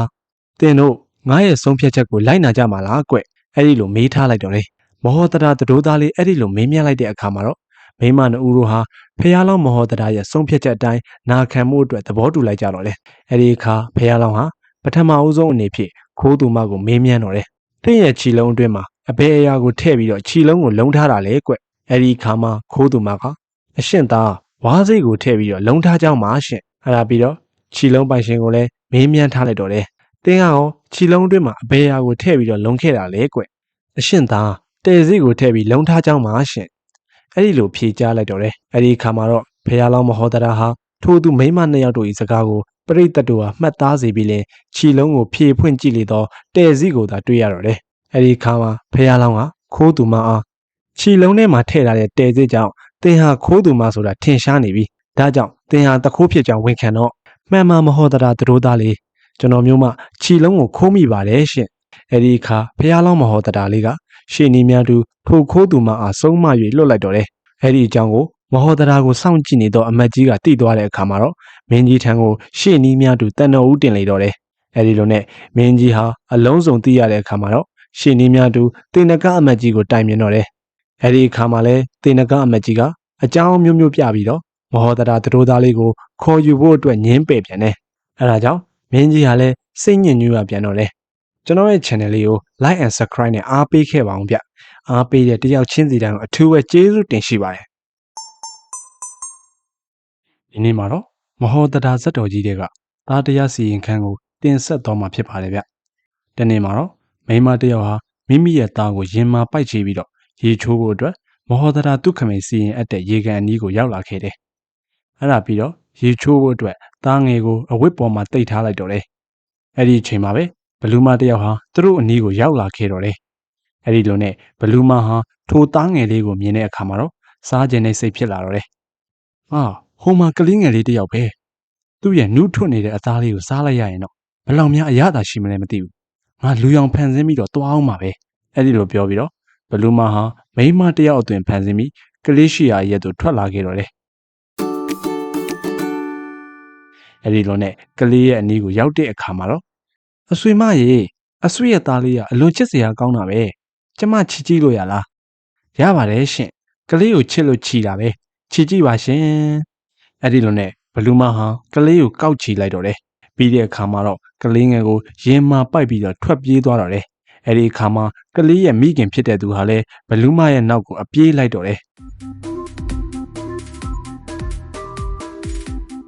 အဲ့ဒီလိုနဲ့မဟော်တဒါရဲ့ကြောင်းကြီးကိုရောက်တဲ့အခါမှာတော့ဘလူးမကိုမှီသွားတော့တယ်။အိုးအဆွေမကျွန်ုပ်ရဲ့သားငယ်ကိုယူပြီးတော့ဘယ်ကိုသွားမှလဲကွ။အဲ့ဒီအခါဘလူးမကတင့်သားကဘယ်မှာရှိတာလဲ။ဒီတငယ်ကငါရဲ့သားပဲကွ။အဲ့ဒီလိုသူတို့နှစ်ဦးညင်းခုန်နေကြတော့တယ်။အဲ့ဒီညင်းခုန်နေတဲ့အတန်ကိုဖះလောင်းမဟော်တဒါကြားတဲ့အခါမှာတော့သူတို့နှစ်ဦးကိုခေါ်ခိုင်းလိုက်တော့တယ်။အဲ့ဒီလိုနဲ့အဲ့ဒီအမျိုးသမီးနှစ်ဦးရောက်လာတဲ့အခါမှာတော့သင်တို့နှစ်ယောက်အဘယ်ကြောင့်ခိုက်ရန်ဖြစ်နေကြတာလဲကွ။အဲ့ဒီအခါဘလူးမကအရှင်သားကျွန်ုပ်ရဲ့သားကိုရင်မာပိုက်ချီပြီးတော့လိုရာခီးကိုသွားနေတာပါဒါကိုဒီမိမကကျုပ်ကိုမသိပဲနဲ့ဒီသားဟာသူ့သားဆိုပြီးတော့ကျုပ်ကိုဆွဆွဲနေတာပါအဲ့ဒီလိုဖြေကြားလိုက်တော့တယ်အဲ့ဒီအခါမှာအမေအရင်ဖြစ်တဲ့အမျိုးသမီးကအဲ့ဒီလိုမဟုတ်ပါဘူးအရှင်သားကျွန်တော်မျိုးမဟာအရှင်စီရင်အပ်တဲ့ရေကန်မှာရေချိုးဖို့အတွက်ရောက်လာခဲ့တာပါအဲ့ဒီမှာရေချိုးဖို့အတွက်ကလေးကိုခဏချသိပ်ထားတာအဲ့ဒီချိန်မှာလေဒီမိမရောက်လာပြီးတော့ကလေးကချစ်စရာလေးခဏလောက်ချီချစ်ကျင်နေဆိုလို့ကျမပေးချီလိုက်တာပါရှင်အဲ့ဒါကို तू ကကျမရဲ့ကလေးကိုယူပြီးတော့ထွက်ပြေးသွားတာပါအဲ့ဒီလိုအကြောင်းအရာအလုံးစုံတို့ကိုပြောကြားလိုက်တော့တယ်အဲ့ဒီအခါဖះလောင်းကသူတို့နှစ်ဦးရဲ့စကားကိုကြားပြီးလင်ထိုမိန်းမတို့ရဲ့အမူအရာလက္ခဏာကိုဆင်ခြင်ကြည့်တော့တယ်အဲ့ဒီအခါမှာတော့ခိုးသူမဟာဘလူးမဖြစ်တယ်ဆိုတာကိုဖះလောင်းမဟောတတာလေးကသိရှိနေတော့တယ်ဒါပေမဲ့အများသူငါတို့ကိုလည်းသိစေခြင်းတဲ့အတွက်သင်တို့ငါရဲ့ဆုံးဖြတ်ချက်အတိုင်းလိုက်နာကြမလားကွအဲ့ဒီလိုမေးထားလိုက်တဲ့အခါမှာတော့မိန်းမနှစ်ဦးတို့ကလည်းဖះလောင်းမဟောတတာလေးရဲ့ဆုံးဖြတ်ချက်အတိုင်းလိုက်နာဖို့အတွက်သဘောတူလိုက်ကြတော့တယ်။အဲဒီလိုနဲ့ဖះလောင်းမဟောတတာဟာစီးတစ်ခုထားပြီးတော့စီးရဲ့အလဲမှာကလေးငယ်ကိုထားလိုက်တော့တယ်။ပြီးတဲ့အခါမှာတော့ဘလူးမကိုကလေးငယ်ရဲ့လက်မှာကင်စေပြီးတော့မိခင်ကိုတော့ကလေးရဲ့ခြေကိုကင်စေတယ်။ပြီးတော့သူတို့နှစ်ယောက်ကိုလူခိုင်းတော့တယ်။လူလို့နိုင်တဲ့သူကသားရှင်ဖြစ်စေလို့လည်းပြောကြားလိုက်တော့တယ်။အဲဒီအခါအမျိုးသမီးနှစ်ဦးဟာလည်းဖះလောင်းဆိုတဲ့အတိုင်းလူရက်ကြတဲ့အခါမှာတော့ကလေးငယ်ဟာအလွန်နာကျင်၍တဲထန်စွာငိုတော့တယ်။အဲဒီအခါမိခင်ဖြစ်သူကမိမိနှလုံးကွဲတဲ့ကဲ့သို့ပြင်းစွာပင်ပန်းသည်ဖြစ်၍သူငယ်ရဲ့ခြေမှာလွတ်ပြီးတော့ညှိုးငယ်စွာရက်နေတော့တယ်။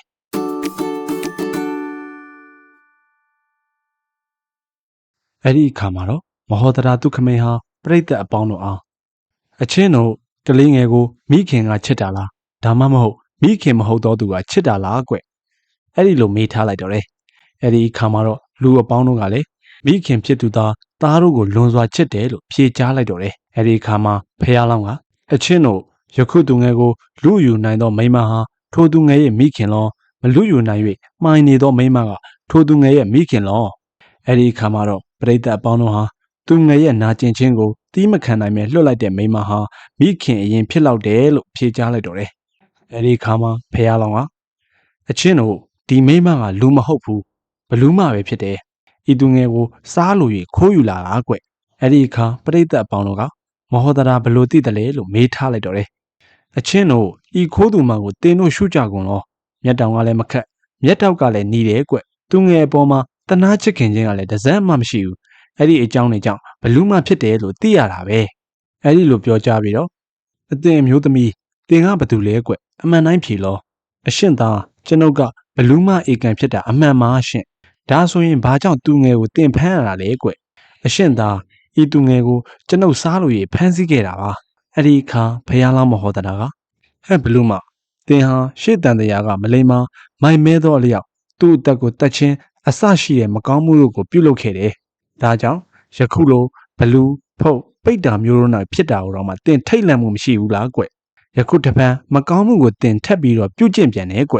ဒါကြောင့်နောက်ခါဒီလိုမကောင်းမှုမျိုးကိုမလုပ်နဲ့ကံ၅ပါးကိုစောင့်ထိန်အဲ့ဒီလိုနဲ့ဘလူးမကိုမကောင်းမှုမပြုရန်ဆုံးမလိုက်တော့တယ်အဲ့ဒီအချင်းရာကို မဟောတရာဒုက္ခမင်းလေးကိုစောင့်ကြည့်နေသောအမတ်ကြီးကသိရသဖြင့်မင်းကြီးအားရှောက်တင်စေတော့တယ်။အဲဒီလိုနဲ့မင်းကြီးဟာလည်းအလုံးစုံသောအကြောင်းတို့ကိုကြားသိရတဲ့အခါမှာတော့တင်နကအမတ်ကြီးကိုခေါ်ယူပြီးတော့ရှေ့နီးများအတူမေးမြန်းတော့တယ်။အဲဒီအခါတင်နကအမတ်ကြီးကလည်းရှေ့နီးများအတူမဟောတရာဒုက္ခမင်းလေးကိုခေါ်ယူဖို့မတင်သေးကြောင်းရှောက်တင်ထားတဲ့အတွက်မင်းကြီးမှာစိတ်ညစ်ညူးပြီးတော့မဟောတရာဒုက္ခမင်းလေးအားထပ်မံစောင့်ကြည့်ဖို့အတွက်အမတ်ကြီးကိုပဲမှာကြားလိုက်တော့တယ်။ကျွန်တော်ရဲ့ channel လေးကို like and subscribe နဲ့အားပေးခဲ့ပါအောင်ဗျ။အားပေးတဲ့တယောက်ချင်းစီတိုင်းအထူးပဲကျေးဇူးတင်ရှိပါတယ်။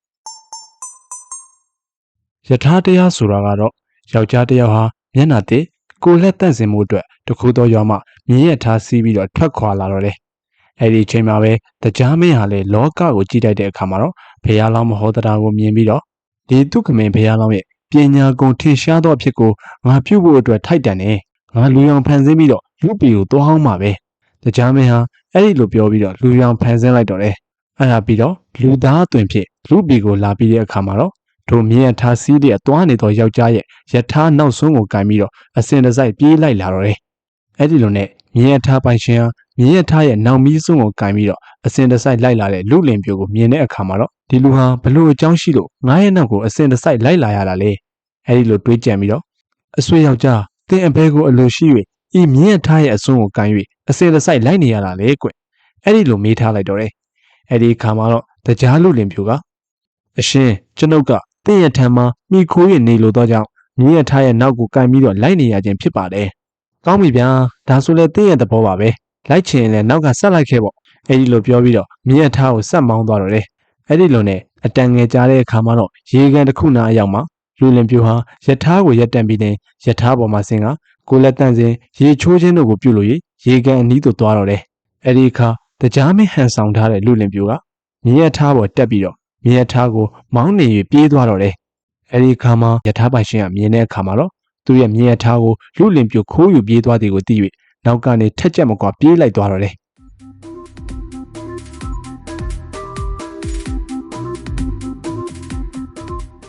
အဲဒီလိုနဲ့မဟောတရားရဲ့ဇယက်အနီးကိုရောက်တဲ့အခါမှာတော့မြင်းရထားကိုမှီသွားတော့တယ်။အချင်းတင်ပါကြောင့်ကျုပ်ရဲ့ရထားကိုခိုးယူပြေးရတာလေကွ။အဲဒီအခါတရားမင်းဟန်ဆောင်ထားတဲ့လူလင်ပြိုကဗမာလဲတဲ့ရဲ့မြင်းရထားဒါကျုပ်ရဲ့မြင်းရထားဗျတင်မြင်းရထားချင်းတူလို့အမြင်မားတာဖြစ်မှာပါဗျာအဲဒီလုံးနဲ့နှစ်ဦးသားအပြန်အလှန်ညင်းခုန်နေကြတော့တယ်သူတို့ညင်းခုန်နေတဲ့အကြောင်းကိုမဟောတရာသတို့သားလေးကြားသွားတဲ့အခါမှာတော့သူတို့နှစ်ဦးကိုခေါ်ခိုင်းလိုက်တော့တယ်အဲဒီလုံးနဲ့သူတို့နှစ်ယောက်ရောက်လာတဲ့အချိန်ခါမှာတော့မဟောတရာသတို့သားလေးဟာနှစ်ယောက်လုံးကိုအကဲခတ်ကြည့်လိုက်တော့တယ်အဲဒီအခါတရားမင်းဟန်ဆောင်ထားတဲ့လူလင်ပြိုဟာ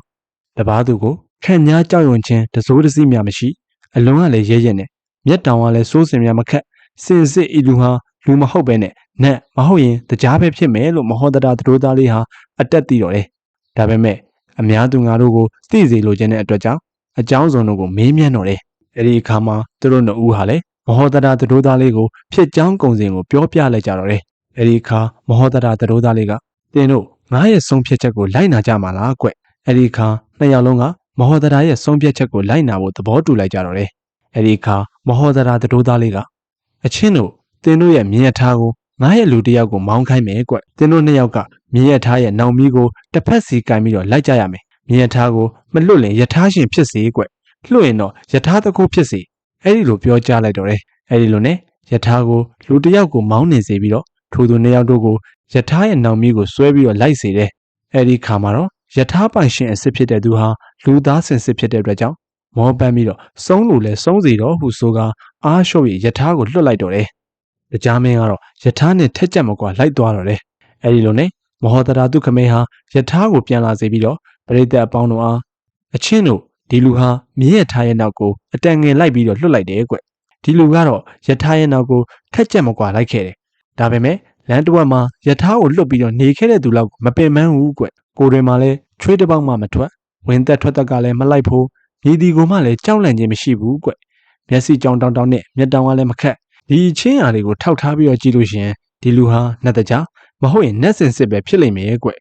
ွအဲဒီလိုပရိသတ်အပေါင်းတို့ကပြောကြားပြီးတဲ့အခါမှာတော့လူရောင်ဖန်ဆင်းလာတဲ့တရားမင်းကိုတွင်တရားမင်းဟုတ်တယ်မလားဟုတ်မှန်အတိုင်းဖြေလို့အဲဒီလိုမေးလိုက်တော့တယ်အဲဒီအခါမှာတရားမင်းဟန်ဆောင်ထားတဲ့လူလင်ပြိုကဟုတ်ပါတယ်မဟောတရာဒုက္ခမင်း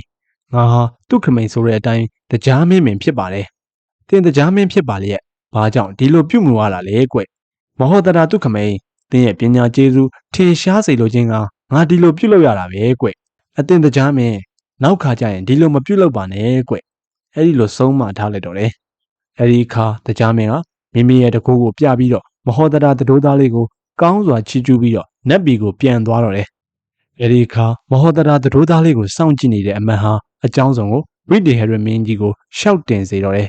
။အရှင်မင်းကြီးအမှုဟုတ်သည်ဖြစ်စေမဟုတ်သည်ဖြစ်စေမိမိတကူဖြစ်သူတပားတို့စိတ်နှလုံးကိုထင်အောင်ထင်မရှိအောင်ဖန်ဆင်းတတ်သောတရားနှက်များတော့လဲတရားမဟုတ်လေမနိုင်မဟုတ်မမှန်လင်ရှုံးစေခြင်းကစွမ်းနိုင်သောလောကတွင်ပညာရှင်ယောက်ျားထုယောက်ျားမြင့်နတ်မျက်စိတပွဲဖြစ်သောမဟောတရာဒုက္ခမိန်လေးကိုဆောင်ယူဖို့အခါအခွင့်တင့်ပါပြီ။အဲ့ဒီလိုရှောက်ထားလိုက်တော့လေအဲ့ဒီစကားကိုကြားလေဝိတေဟရမင်းကြီးကအချင်းတင်ဆိုသည့်အတိုင်းပင်ငါမဟောတရာတရိုးသားလေးကိုဆောင်ယူခြင်းနေတာကတော့ကောင်းကင်မှာသားတစ်ကိုဟစ်လိုက်တော့တဲ့နဲ့စွန်ရဲလက်မှာကြာလာကြတဲ့ရပဲကွ။ဒါပေမဲ့ငါရဲ့အိမ်မက်တော်ကိုနတ်မျက်စိဖြစ်ကြည့်၍မြင်တဲ့ကဲ့သို့ထင်ရှားစွာမြင်သောပညာရှိဒုက္ခမိန်တို့ကိုမတိုင်မမဲနဲ့အလင်းတစောပြုတ်လို့မရဘူးကွ။ထိုတရိုးသားလေးဟာလည်းအရွယ်အားဖြင့်နုနယ်သေးတာကတကြောင်ကျေးဇူးပညာအရာအချက်ကလည်းနည်းသေးတာကတကြောင်အဲ့ဒီအကြောင်းပြချက်တွေကနေကင်းလို့အောင်အမတ်ကြီးဒုက္ခမိန်တို့နဲ့တိုင်မယုံမယ်ကွအဲ့ဒီလိုပြောပြီးတော့တေနကအမတ်ကြီးကိုခေါ်ယူပြီးတော့အမတ်ကြီးမဟောတရာဒုက္ခမိန်လေးကိုဆောင်ယူရတော့ကောင်းပြီမဟုတ်လောမင်းကြီးရဲ့စကားကိုကြားရင်တေနကအမတ်ကြီးကအရှင်မင်းကြီးဤမြလောက်သောတရားကိုဆုံးဖြတ်နိုင်ကြများနဲ့ဒုက္ခမိန်မခန့်တော့သေးပညာရှိသောသူတို့ခက်ခဲအောင်လှုပ်ဝဲရင်မေးအပ်သောအမေးပြဿနာတို့နဲ့ဖြေဆိုနိုင်မှပညာရှိဒုက္ခမိန်ခန့်ခြင်းကထိုက်တန်ပါတယ်ပညာရှိမရှိကိုသိရအောင်ယခုတော့ခဏလောက်ဆိုင်းငံ့တော်မူပါပညာဆန်းမေးတော်မူပါအောင်မယ်အဲ့ဒီလိုရှောက်တင်ထားလိုက်တော့တယ်ကျွန်တော်ရဲ့ channel လေးကို like and subscribe နဲ့အားပေးခဲ့ပါအောင်ဗျအားပေးတဲ့တယောက်ချင်းစီတိုင်းအထူးပဲကျေးဇူးတင်ရှိပါတယ်ရှားလန်တန်ပြဿနာဆိုတာကတော့ဒီနေ့မှာဝိတေဟရမင်းကြီးဟာမဟောတရာတရိုးသားလေးကိုစုံစမ်းမှုအတွက်ရှားနှစ်တစ်ခုကိုယူစေပြီးရင်အဲ့ဒီရှားနှစ်ကိုတထွားလောက်ဖြတ်ပြီးရင်ပပုတ်သမားတို့ကိုအလုံးစုံကြီးစွာပုတ်ခံစေတော့တယ်အဲ့ဒါပြီးတဲ့အခါမှာတော့အရှိရဝမြေစကုံးရွာသားတို့ဟာပညာရှိကြောင်းကိုငါကြားသိတော်မူတယ်ကွဒါကြောင့်ဒီရှားတုတ်တန်ကိုအရင်အဖျားမြေတီကဖြစ်သည်ဟုအတက်အမှန်သိကြစေဒီရှားတုတ်တန်၏အရင်အဖျားကိုမသိကြကုန်သောသူတို့အားဒဏ်တစ်ထောင်ဒဏ်ခတ်စေအဲ့ဒီလိုအမိန့်ချမှတ်လိုက်တော့တယ်အဲ့ဒီရာဇသန်စကားနဲ့အတူရှားလန်တန်ကိုပါစီနာယာဝမြေစကုံးရွာသို့ပို့လိုက်တော့တယ်ပါစီနာယာဝမြေစကုံးရွာသားတို့ဟာလည်းစုဝေးရကြည့်ရှုကြတဲ့အခါမှာတော့အဲ့ဒီလှန်တန်ရဲ့အရင်အဖျားကိုတဦးတယောက်မှမသိကြဘဲနဲ့ရှိနေတော့တယ်အဲ့ဒီအခါရွာသားတွေကတယောက်ကအချင်းတို့ငါတို့ဟာဒီရှားလန်တန်ရဲ့အရင်အဖျားကိုမသိကြဘူးကွဒီအကြောင်းကိုမင်းကြီးကရှောက်တင်နေလဲတယောက်ကိုကျိန်နဲ့တစ်ထောင်စီရိုက်ခံရမှာကွငါတို့ဘယ်လိုလုပ်ကြမလဲကွာတထေချီတီရီဝနရဲ့သားမဟောတရာသရိုးသားလေးကတော့ခက်ခဲသောတရားများကိုပဲကစားရင်းနဲ့ဆုံးဖြတ်နိုင်တယ်လို့ကြားတယ်ကွတထေသားလေးကအသက်တာငယ်ပေမဲ့ဉာဏ်ပညာကတော့အလွန်ကြီးတယ်နော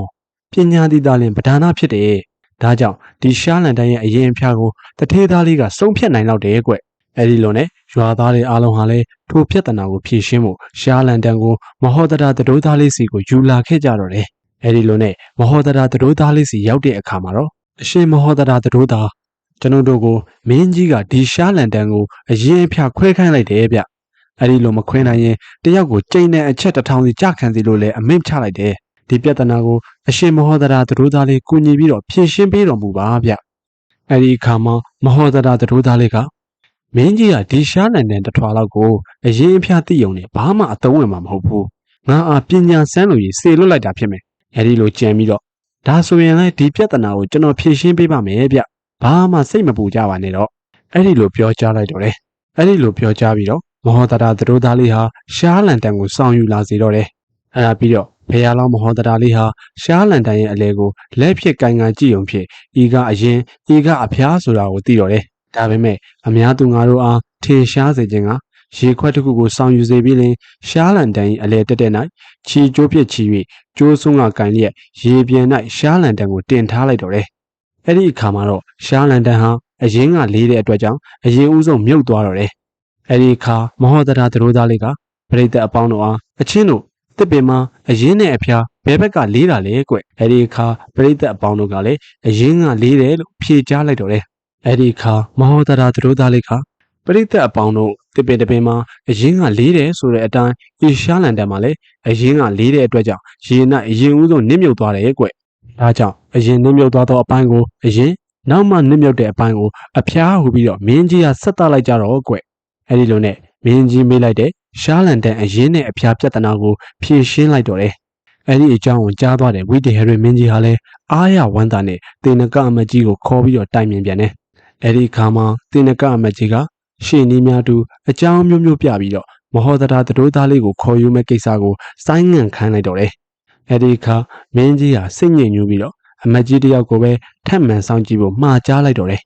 ကျွန်တော်ရဲ့ channel လေးကို like and subscribe နဲ့အားပေးခဲ့ပါအောင်ဗျအားပေးတဲ့တယောက်ချင်းစီတိုင်းအထူးပဲကျေးဇူးတင်ရှိပါတယ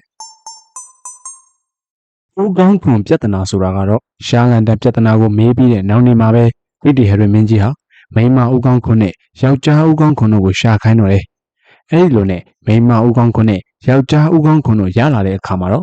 အရှိရဝမြင်းစကုံးရွာသားတို့ဟာအလွန်ညံကောင်းကြတာပဲကွဒီလိုခက်ခဲနေတဲ့ရှားလန်တန်ပြဿနာကိုတော့ဖြေနိုင်ကြတယ်ဒါကြောင့်ယခုမှလည်းအေဦးကောင်းခွန်နှလုံးကိုအရှိရဝမြင်းစကုံးရွာကိုပို့ပြီးတော့ဘယ်ဟာကမိန်းမဦးကောင်းခွန်ဘယ်ဟာကတော့ယောက်ျားဦးကောင်းခွန်ဆိုတော့ခွဲခိုင်းကြကွအဲ့ဒီလိုမခွဲနိုင်ရင်လည်းတယောက်ကိုအကျဉ်းတန်အချက်တစ်ထောင်စီကြခံစီကွအဲ့ဒီလိုအမိန့်ချမှတ်ပြီးတော့မိန်းမဦးကောင်းခွန်နဲ့ယောက်ျားဦးကောင်းခွန်တို့ကိုအရှိရဝမြင်းစကုံးရွာသို့ပို့လိုက်တော့တယ်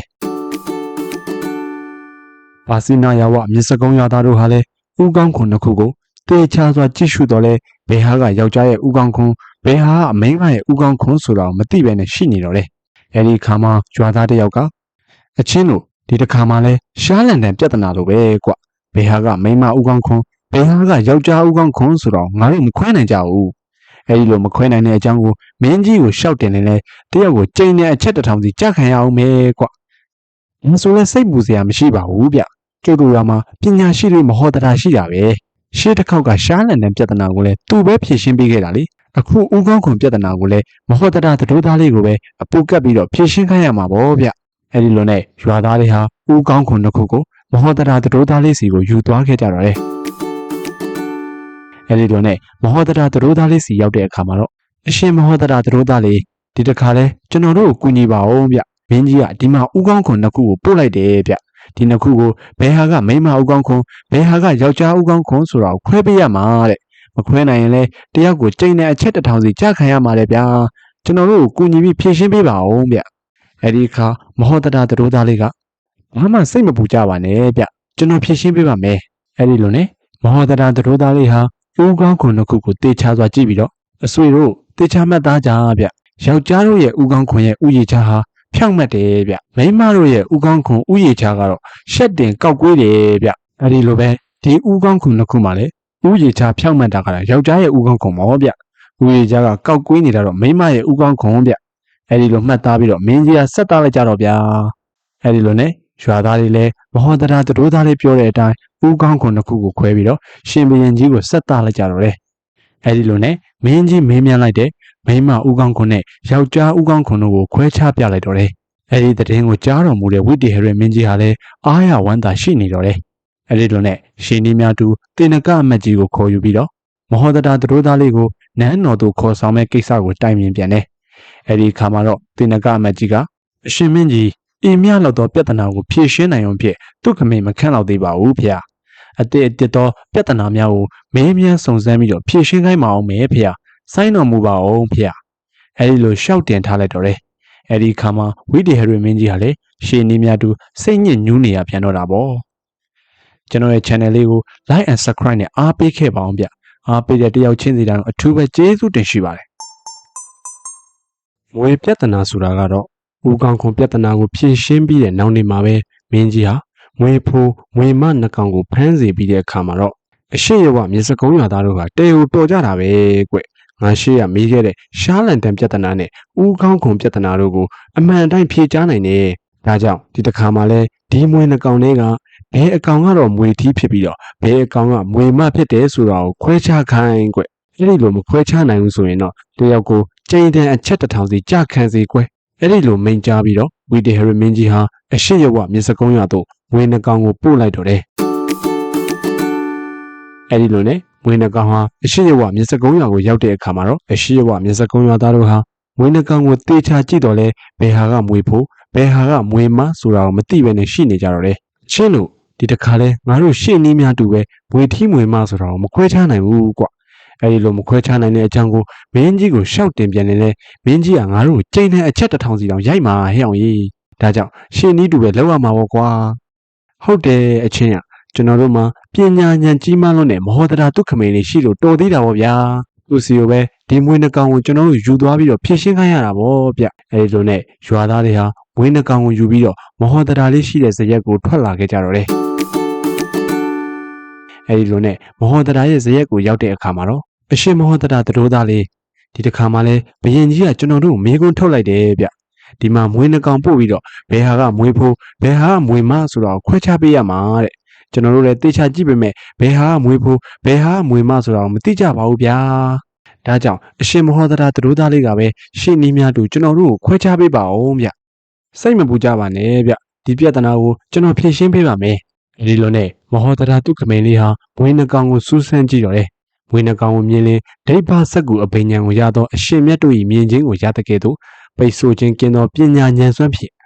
ဒီမွေးကဥကောင်းလေးကြီးတယ်ဗျအမိတဲ့ဖွင့်နေမျက်စိရလည်းကျဲတယ်ဗျလင်းရည်ရလည်းဆက်တယ်ဒီအချင်းရာတွေဟာမွေးဖို့တကောင်မှရှိတဲ့အချင်းရာတွေပဲဗျဒီမွေးကတော့ဗျာဥကောင်းကလည်းသေးတယ်အမိကလည်းတွေ့တယ်ဗျမျက်စိရလည်းကျင်းတယ်လင်းရည်ရလည်းမဆက်ဘူးဒီအချင်းရာတွေကတော့မွေမှရှိတဲ့အချင်းရာတွေပေါ့ဗျဒီအချင်းရာတွေကိုကြည့်ပြီးတော့ဒီမွေကတော့မွေဖို့ဒီမွေကတော့မွေမဟုသတ်မှတ်ပြီးတော့မင်းကြီးကပြန်ပြီးတော့ဆက်သားလိုက်ကြဗျာအဲဒီလိုနဲ့ရွာသားအပေါင်းတို့ဟာလည်းမဟောတရာဆိုသည့်အတိုင်းပင်မွေဖို့မွေမတို့ကိုမှတ်သားပြီးလေဝိတေဟရမင်းကြီးအားဆက်သားလိုက်ကြတော့လေအဲဒီလိုနဲ့မင်းကြီးစီရောက်သွားတဲ့အခါမှာတော့ဒီမွေနှကောင်ကိုအဖို့အမပြဆုံနိုင်တဲ့သူကဘယ်သူလဲကွအရှင်မင်းကြီးဖေဟာဒီမွေနှကောင်ကိုမွေဖို့မွေမခွဲခြားပေးတဲ့သူကတော့မဟောတရာပညာရှိတွေပဲဖြစ်ပါတယ်ဖေအဲဒီလိုရှောက်ထားလိုက်တဲ့အခါမှာတော့ဝိတေဟရမင်းကြီးဟာအားရဝမ်းသာနဲ့တေနကအမတ်ကြီးကိုခေါ်ယူပြီးတော့ရှေ့နီးတူတိုင်မြင်ပြန်တယ်တေနကအမတ်ကြီးကလည်းရှေ့နီးများတူအရှင်မင်းကြီးဖေဟာဤများလို့သောပြဿနာဟာခက်ခဲသည်မဟုတ်သေးပါဖေဘုထက်သား၍ခက်ခဲသောပြဿနာဖြင့်စုံစမ်းရန်ရှိပါသေးသည်ပြီးခံတော်မူပါအောင်ဖေ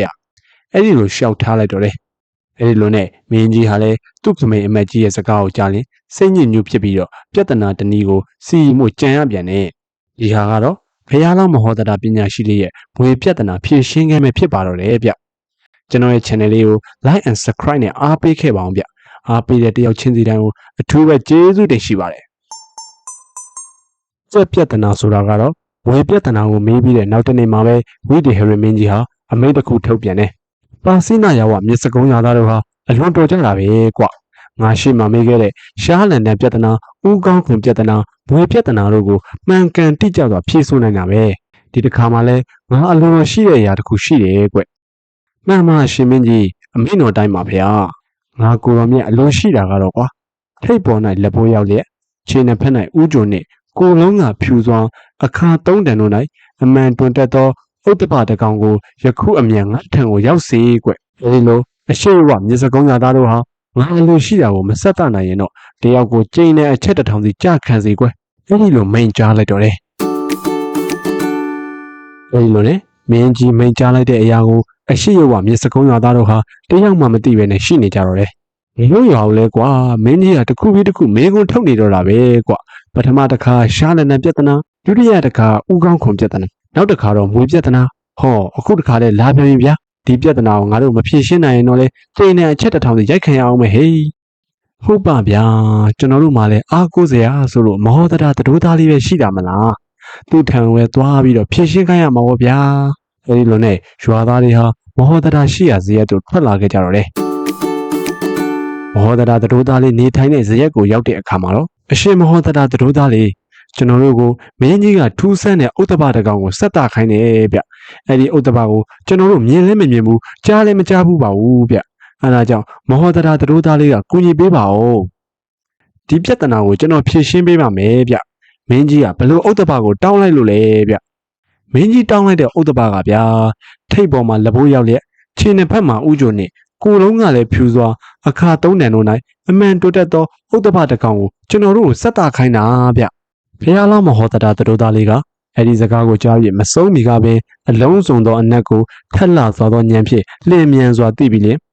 တင်တို့ယခုမင်းကြီးစေလိုက်တော်မူသည်မှာမင်းကြီးကတင်တို့ကိုချက်ဖြူချက်ဖတကောင်ကိုဆက်တစေလိုတာကွ။အားကြောင့်လဲဆိုတော့ဗျာမင်းကြီးမိတ်လိုက်တဲ့ထိပ်ပေါ်၌လက်ဘိုးရောက်လျက်ဆိုတာကကြက်မှာပဲအမောက်ရှိတာမလား။ခြေနှစ်ဖက်မှာဥကြိုးဆိုတာလဲကြက်ရဲ့ခြေမှာပဲအတက်ရှိတာလေ။ကိုလုံးကျွတ်ကဖြူစွာဆိုတာကြက်အဖြူရောင်မောဗျ။အခါသုံးတန်တို့၌အမှန်တွင်တတ်တယ်ဆိုတာကတော့ညာဥယံတကောင်ယံမိုးတောက်ယံတို့သုံးတန်သောအခါကိုမှန်ကန်စွာမရုပ်မလွန်တွင်တက်တာကြက်ပဲရှိရလေဗျ။ဒါကြောင့်မင်းကြီးပြောလိုက်တဲ့အရာတွေအားလုံးဟာကြက်ဖအဖြူရောင်နဲ့ကိုက်ညီနေတာပေါ့ဗျ။ဒါကြောင့်ကြက်ဖြူလှလှကြက်ဖတကောင်ကိုရှာပြီးတော့တင်တို့ယခုပဲမင်းကြီးကိုဆက်တကြတော့အဲ့ဒီလိုနဲ့ရွာသားအပေါင်းတို့ဟာလည်းမင်းကြီးအလိုရှိသည့်အရာကိုမှန်ကန်စွာဆက်တနိုင်ကြတော့တယ်အဲ့ဒီလိုနဲ့ရွာသားအပေါင်းတို့ဟာလည်းဖះလောင်းဆိုသည့်အတိုင်းကြက်ဖြူကြက်ဖတကောင်ကိုရှာပြီးတော့မင်းကြီးကဆက်တလိုက်ကြတော့တယ်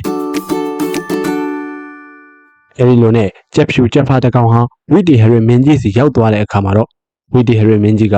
ဒီမင်းကုန်းရဲ့ပြဿနာကိုအရှိရဝမြေစကုံးရွာကဘသူများဖြေချလိုက်တာလဲကွအရှင်မင်းကြီးဖေဟာရှေ့နီးများတူမဟောတတာတို့သားလေးကပဲဒီမင်းကုန်းကိုဖြေချလိုက်တာပါဖေ။အဲဒီအခါမင်းကြီးကအလွန်ဝမ်းမြောက်ပြီးလေတေနကအမတ်ကြီးကိုခေါ်ပြီးတော့ရှေ့နီးများတူမဟောတတာတို့သားလေးကိုနန်းတော်သို့ခေါ်ဆောင်မဲ့ကိစ္စကိုတိုင်ပင်ပြန်တယ်။တေနကအမတ်ကြီးကလည်းရှေ့နီးများတူ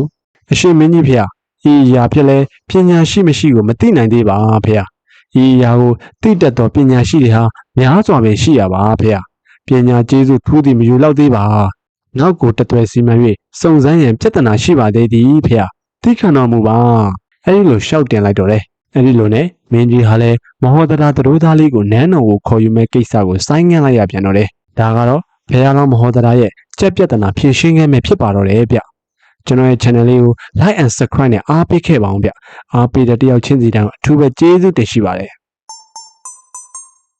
အများပြဿနာဆိုတာကတော့ဝိတေဟရမင်းကြီးမှာဖះလောင်းကုသမင်းဖြစ်တော်မူစဉ်အခါကတရားမင်းပေးရသောပဒံများဟာထင်းနှင်းဖောက်လဲတော်လဲမပြောင်းမပြတ်အဆက်ဆက်သောမင်းတို့ရဲ့သုံးဆောင်ရာဖြစ်၍ဝိတေဟရမင်းကြီးရဲ့လက်ထက်တိုင်ရှိနေတော့တယ်။အဲ့ဒီပဒံများကြီးရဲ့ကျိုးထားရာအပေါင်းမှာအကောက်၈ပါးရှိသည်ဖြစ်၍ဝိတေဟရမင်းကြီးလက်ထက်၌ကျိုးဟောင်းပြတ်သည်ဖြစ်ကျိုးတစ်တက်ပြီးတော့သုံးဆွဲမရဘဲနဲ့ရှိနေတော့တယ်။အဲ့ဒီအခါဝိတေဟရမင်းကြီးဟာဘုပဒံများကိုပြဿနာပြု၍မဟာတရာဒုက္ခမင်းလေးကိုစုံစမ်းလိုသောကြောင့်အရှိရဝမြတ်စကုံးရသားတို့ဟာတေကိုပညာရှိကြတာပဲကွငါရဲ့မိခွန်းတွေအားလုံးကိုလည်းဖြေနိုင်ကြတယ်ဒါကြောင့်ဒီတစ်ခါမှာတော့ဒီပဒံများကြီးရဲ့ကျိုးဟောင်းစာကိုနှုတ်ပစ်ပြီးတော့ကျိုးတစ်တက်ခိုင်းရမယ်ကျိုးတစ်မတက်နိုင်ကြရင်တယောက်ကိုကျိန်နဲ့အချက်တစ်ထောင်စီကြတင်စေအဲ့ဒီလိုရာဇသန်နဲ့အတူအရှိရဝမြတ်စကုံးရတို့ပဒံများကြီးကိုပို့လိုက်တော့တယ်အဲ့ဒီအခါအရှိရဝမြတ်စကုံးရသားတို့ဟာလည်းပဒံများကြီးကိုကျိုးတက်ဖို့အတွက်ပဒံများကြီးရဲ့ကျိုးထိုးတဲ့အပေါက်မှာအဖြောင့်တိုင်းမဟုတ်ပဲနဲ့အထဲမှာအကောက်၈ကောက်ပါသည့်အတွက်ဘလို့မှတက်မရပဲရှိနေတော့တယ်။လာတယ်ပြီဗျာပြဿနာတွေကလည်းမယိုးနိုင်အောင်ပဲဗျာပဒံများကြီးရဲ့အထဲမှာအကောက်တွေနဲ့ဗျာကျိုးဘလို့ဝင်အောင်ထိုးရမှာလဲဗျ။ဟုတ်ပါအဆွေရမင်းကြီးမင်းလိုက်တဲ့ပြဿနာတွေကလည်းအလွန်ခက်ခဲတာပဲဗျ။ဒီတစ်ခါမှလည်းကျွန်တော်တို့ကကျိုးဘလို့တက်ရမှန်းတော့မသိဘူး။ထုံးစံအတိုင်းကျွန်တော်တို့ရဲ့မဟောတရာဒုက္ခမင်းလေးစီကိုပဲအားကိုးပြီးတော့မင်းရတော့မှာပေါ့ဗျ။အဲ့ဒီလိုနဲ့ရွာသားတွေဟာလည်းပဒံများကိုမဟောတရာတို့သားလေးရှိတဲ့ဇရက်ကိုယူဆောင်သွားကြတော့တယ်။အဲ့ဒီလိုနဲ့မဟောတရာတို့သားလေးနေတဲ့ဇရက်ကိုရောက်တဲ့အခါမှာတော့အရှင်မဟောတရာတို့သားလေးဒီတစ်ခါမှလည်းဘယင်ကြီးကကျွန်တော်တို့ကိုအလွန်ခက်ခဲတဲ့အလုပ်ကိုခိုင်းလိုက်ပြန်တယ်ဗျ။ဒီပဒံများတွေကကျိုးဟောင်းကိုနှုတ်ပြီးတော့ကျိုးတစ်ကိုတက်ပေးရမှာလေဗျ။ပြီးတော့ပဒံများရဲ့ကျိုးတက်တဲ့အပေါက်ကဖြောင်းဖြောင်းစင်စင်လည်းမဟုတ်ဘူးဗျ။အထဲမှာအကောက်ကလည်း၈ကောက်တောင်ပါလာတယ်ဗျာ။အဲ့ဒီအကောက်တွေထဲကိုကျိုးကိုဘလို့ဝင်အောင်ထိုးရမှန်းမသိလို့အရှင်မဟောတရာတို့သားလေးကျွန်တော်တို့ကိုကူညီပေးပါအောင်ဗျအဆွေတို့ဘာမှမစိုးရင်ကြပါနဲ့ဗျကျွန်တော်ဖြည့်ရှင်းပေးပါမယ်အဆွေတို့ပြားရည်သာယူဆောင်ခဲ့ကြပါအဲ့ဒီလိုနဲ့ရွာသားတွေကိုပြားရည်ယူခိုင်းလိုက်တော့တယ်ပြားရည်ရလာတဲ့အခါမှာတော့ဗဒံများကြီးအပေါက်ဝနှစ်ဖက်ကိုပြားရည်တုပ်လင်းပြီးမှ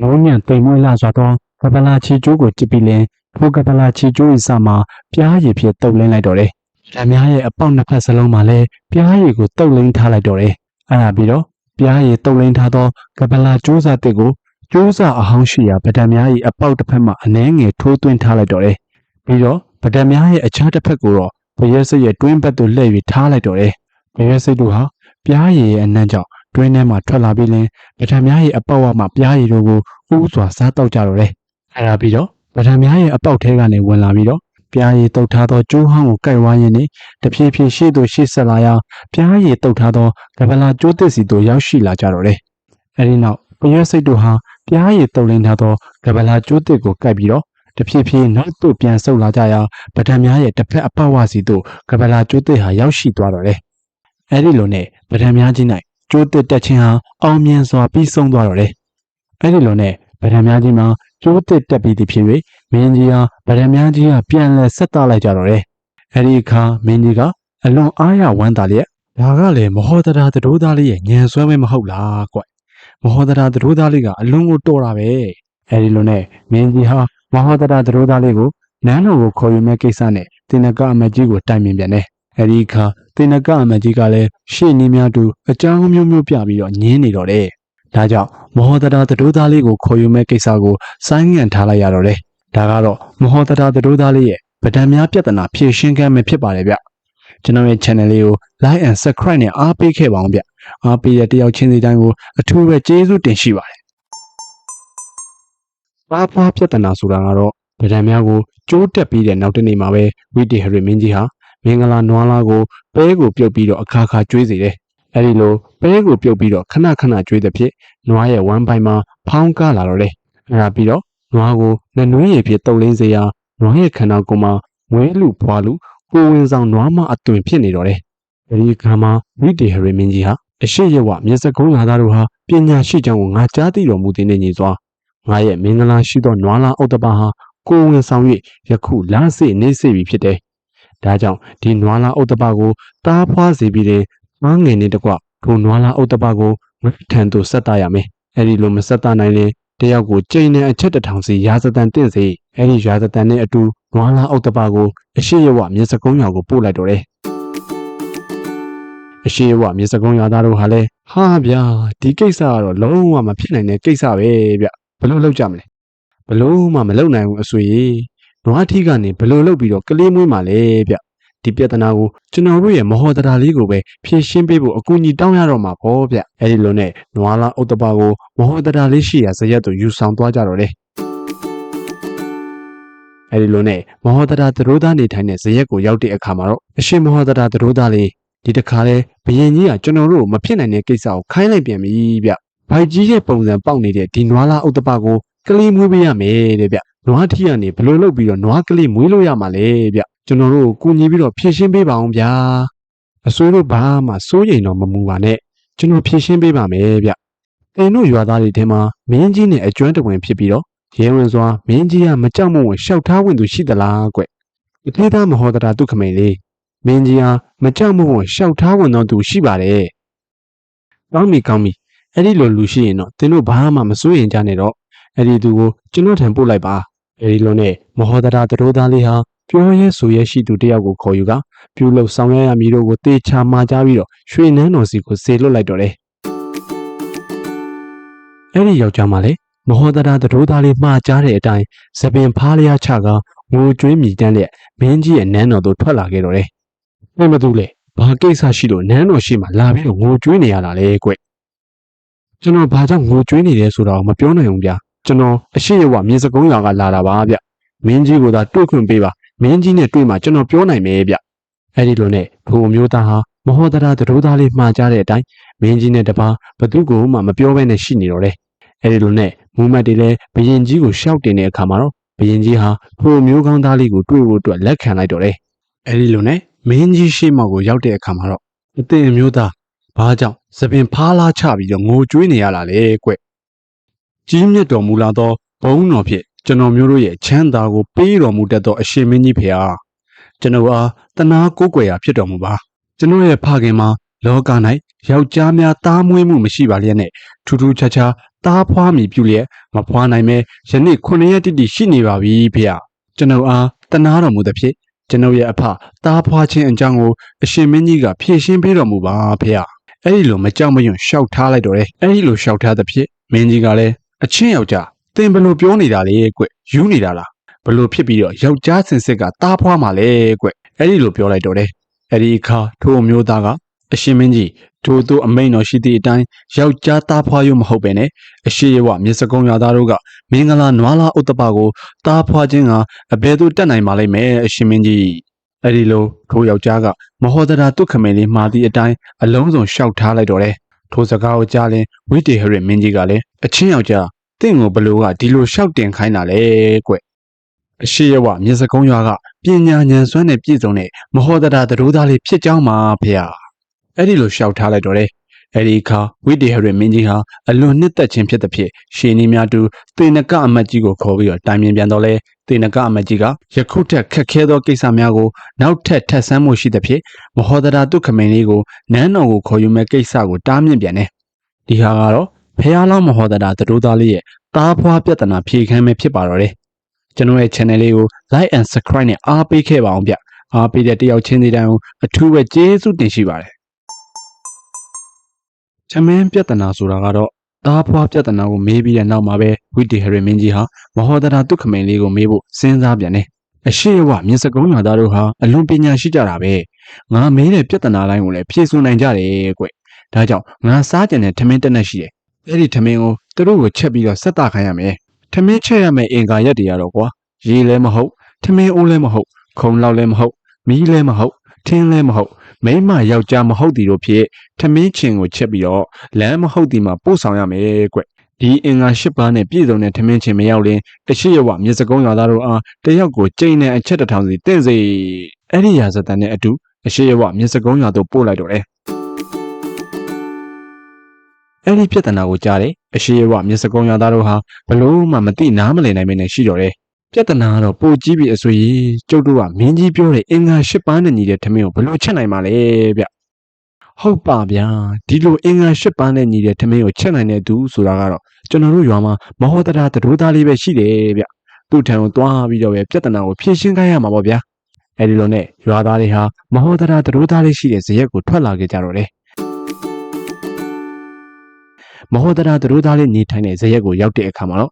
အရှင်မဟောဒရာသတို့သားလေးကျွန်တော်တို့ကိုမင်းကြီးကအလွန်ခက်ခဲနဲ့နေတဲ့ပု္ပ္ပစာကိုပေးလိုက်ပါတယ်ဗျ။ဘာပု္ပ္ပစာလဲဦးလေးတို့ရဲ့ဆိုကြပါအောင်။မင်းကြီးကဗျာအင်္ဂါ၈ပါးနဲ့ညီတဲ့ထမင်းချင်းကိုစားကျင်တာတဲ့။သူပြောတဲ့အင်္ဂါ၈ပါးကထမင်းချက်တဲ့နေရာမှာရေလည်းမဟုတ်ထမင်းအိုးလည်းမဟုတ်ခုံလောက်လည်းမဟုတ်မီးလည်းမဟုတ်ထင်းလည်းမဟုတ်မိမယောက်ျားမဟုတ်သူတို့ကထမင်းချင်းကိုချက်ရမယ်တဲ့ဗျ။ပြီးတော့လမ်းမဟုတ်တဲ့နေရာကနေပို့ဆောင်ရမယ်တဲ့။ဒါကြောင့်ကျွန်တော်တို့ဘလို့စီမံရမှန်းမသိဘူးဖြစ်နေပါတယ်ဗျ။အဲဒီစကားကိုကြားလဲမဟောဒရာတုခမင်းလေးကသင်တို့ဘာမှမစိုးရင်ကြနဲ့ကွဒီပြဿနာမှာအဖြေရှိပါတယ်ဗျကျွန်တော်ပြောပြမယ်အားလုံးပဲတိကျနားထောင်ကြနော်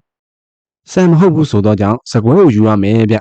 ျရေမဟုတ်ဘူးဆိုတော့ကြောင့်စီးနှင်းကိုယူရမယ်ထမင်းအိုးမဟုတ်ဘူးဆိုတဲ့အတွက်ကြောင့်ထမင်းရင်မချက်ရသေးတဲ့အိုးတစ်ကိုယူခဲ့ဗျဖုံလောက်မဟုတ်ဘူးဆိုတော့ကြောင့်တစ်သားစိမ်း၃ချောင်းကိုယူပြီးတော့၃ခုဆိုင်နဲ့လိုက်ပါမီးမဟုတ်ဘူးဆိုတော့ကြောင့်လဲတပားမီးမှမညှိပဲနဲ့ပုတ်မီးကိုယူပါဗျထင်းမဟုတ်ဘူးဆိုတော့ကြောင့်လေတိရွက်6ကိုယူပြီးတော့ချက်ပါဗျအဲဒီလိုနဲ့ရွာသားတွေဟာလည်းအလွန်ဝမ်းမြောက်ပြီးတော့မဟောဒရာသတို့သားလေးပြောတဲ့အတိုင်းမလွဲမသွေထမင်းကိုချက်တော့တယ်အဲဒီလိုနဲ့ထမင်းချက်လို့ရလာတဲ့အခါမှာတော့ယောက်ျားမဟုတ်မိန်းမမဟုတ်တဲ့သူကလမ်းမဟုတ်တဲ့နေရာကနေပို့ရမယ်ဆိုတော့ကြောင့်မဟောဒရာသတို့သားလေးဟာနပုံတကပန်တုပ်ကိုထမင်းအိုးကိုရွက်စီပြီးတော့လမ်းမဟုတ်ဘူးဆိုတော့ကြောင့်လမ်းခီးမဟုတ်ဘဲနဲ့အိမ်ကျိုးအိမ်ကြားကနေပြီးတော့သွားစေတယ်အဲဒီလိုနဲ့အင်္ဂါ၈ပါးနဲ့ပြည့်စုံတဲ့ထမင်းဟာမင်းကြီးထံကိုရောက်ရှိသွားတော့တယ်ဝိတေဟရမင်းကြီးဟာလည်းအလွန်အားရဝမ်းသာကျင်နေပြီးတော့ဒီပြဿနာကိုဘယ်သူကစီရင်တာလဲကွအရှိရဝမြစ်စကုံးရွာကတထေးသားမဟောတာလေးစီရင်ကြောင်းမှာဖေရအဲဒီလိုရှောက်တင်ရင်အလွန်နှစ်သက်ခြင်းဖြစ်တဲ့ဖြစ်ရှင်နေများတူတင်နကအမတ်ကြီးကိုခေါ်ပြီးတော့တိုင်ပင်ပြန်တယ်ဒီအခါမှာလဲတင်နကအမတ်ကြီးကအကြောင်းမျိုးမျိုးပြပြီးတော့ရှင်မင်းကြီးအားတီးခံမှုပဲရှောက်တင်ထားလိုက်တော့တယ်ဒါကတော့ဖះလောင်းမဟောတာရဲ့ထမင်းပြဿနာဖြေရှင်းခန်းပဲဖြစ်ပါတယ်ဗျကျွန်တော်ရဲ့ channel လေးကို like and subscribe နဲ့အားပေးခဲ့ပါအောင်ဗျအားပေးတဲ့တယောက်ချင်းစီတိုင်းအထူးပဲကျေးဇူးတင်ရှိပါတယ်ဒီနေ့မှာတော့ဝိတေဟရမင်းကြီးဟာမဟောဒရာသတို့သားလေးကိုပညာစမ်းမှုအတွက်အကြံတစ်ခုဖြစ်ပေါ်လာတော့တယ်ပါစိနာရွာမြစ်စကုံးရွာသားတို့ပညာရှိကြောင်ကိုငါကြားသိတော်မူတယ်ကွငါမေးတဲ့ပြဿနာတိုင်းကိုလည်းမှန်ကန်တိကျစွာဖြေဆိုနိုင်ကြတယ်ယခုတစ်ခါမှလည်းငါပခက်ရင်စီးပြီးတော့ကစားတော်မူလို့တယ်ကွငါရဲ့ပခက်ရင်မှာဆွဲမြဲဖြစ်တဲ့တဲလွန်ကျိုးဟောင်းဟာပြတ်တော့မယ်ကွဒါကြောင့်ပခက်ရင်ဆွဲဖို့အတွက်တဲလွန်ကျိုးကိုကြစ်ပြီးတော့ဆက်တရမယ်ကွအဲဒီလိုတဲလွန်ကျိုးတစ်ကိုကြစ်ပြီးတော့မဆက်တနိုင်ရင်တော့တယောက်ကိုကျိန်နဲ့အချက်တစ်ထောင်စီကြခံစီ အဲဒီရာဇသန်နဲ့အတူအရှိရဝမြစ်စကုံးရွာသို့အမိန်တော်ပါလိုက်တော့တယ်ဒီပြဿနာကိုကြားတဲ့အရှိရဝမြစ်စကုံးရွာသားတို့ဟာလည်းဘလို့မှမဖြေရှင်းနိုင်မင်းနဲ့ရှိနေကြတော့တယ်အဆိုတို့ရာဒီတစ်ခါပြဿနာကလည်းတဲလွန်ကျိုးတယ်ဗျကြားမကြားဘူးပါဘူးဗျတဲကိုလွန်ကျိုးကြည့်လို့ရပါမလားဗျပေါက်ပေါက်ရှာရှာခိုင်းပါတယ်ဗျာဟုတ်ပါအဆွေရာဒါပေမဲ့ကျုပ်တို့လည်းညှဉ်းညူနေလို့မရဘူးဗျအချိန်တန်လို့မင်းကြီးကိုတဲလွန်ကျိုးမဆက်တတ်နိုင်ရင်ချိန်တန်သိနေမယ်ဗျဒါဆိုလဲကျွန်တော်တို့အရှိရဝမြင်းစကုံးရွာရဲ့အားထားရဖြစ်တဲ့မဟောတတာသတို့သားလေးကိုပဲတွားရောက်ပြီးတော့မင်းမြန်းရတော့မှာပေါ့ဗျအဲဒီလိုနဲ့ရွာသားတွေလည်းမဟောတတာသတို့သားလေးရှိတဲ့ဇရက်ကိုထွက်လာခဲ့တော့တယ်မဟောတတာသတို့သားလေးနေထိုင်တဲ့ဇရက်ကိုရောက်တဲ့အခါမှာတော့အရှင်မဟောတတာသတို့သားလေးဒီတစ်ခါမှလည်းမင်းကြီးကကျွန်တော်တို့ကိုထူးဆန်းတဲ့ပု္ပ္ပစာပေးလိုက်ပြန်ပြီဗျ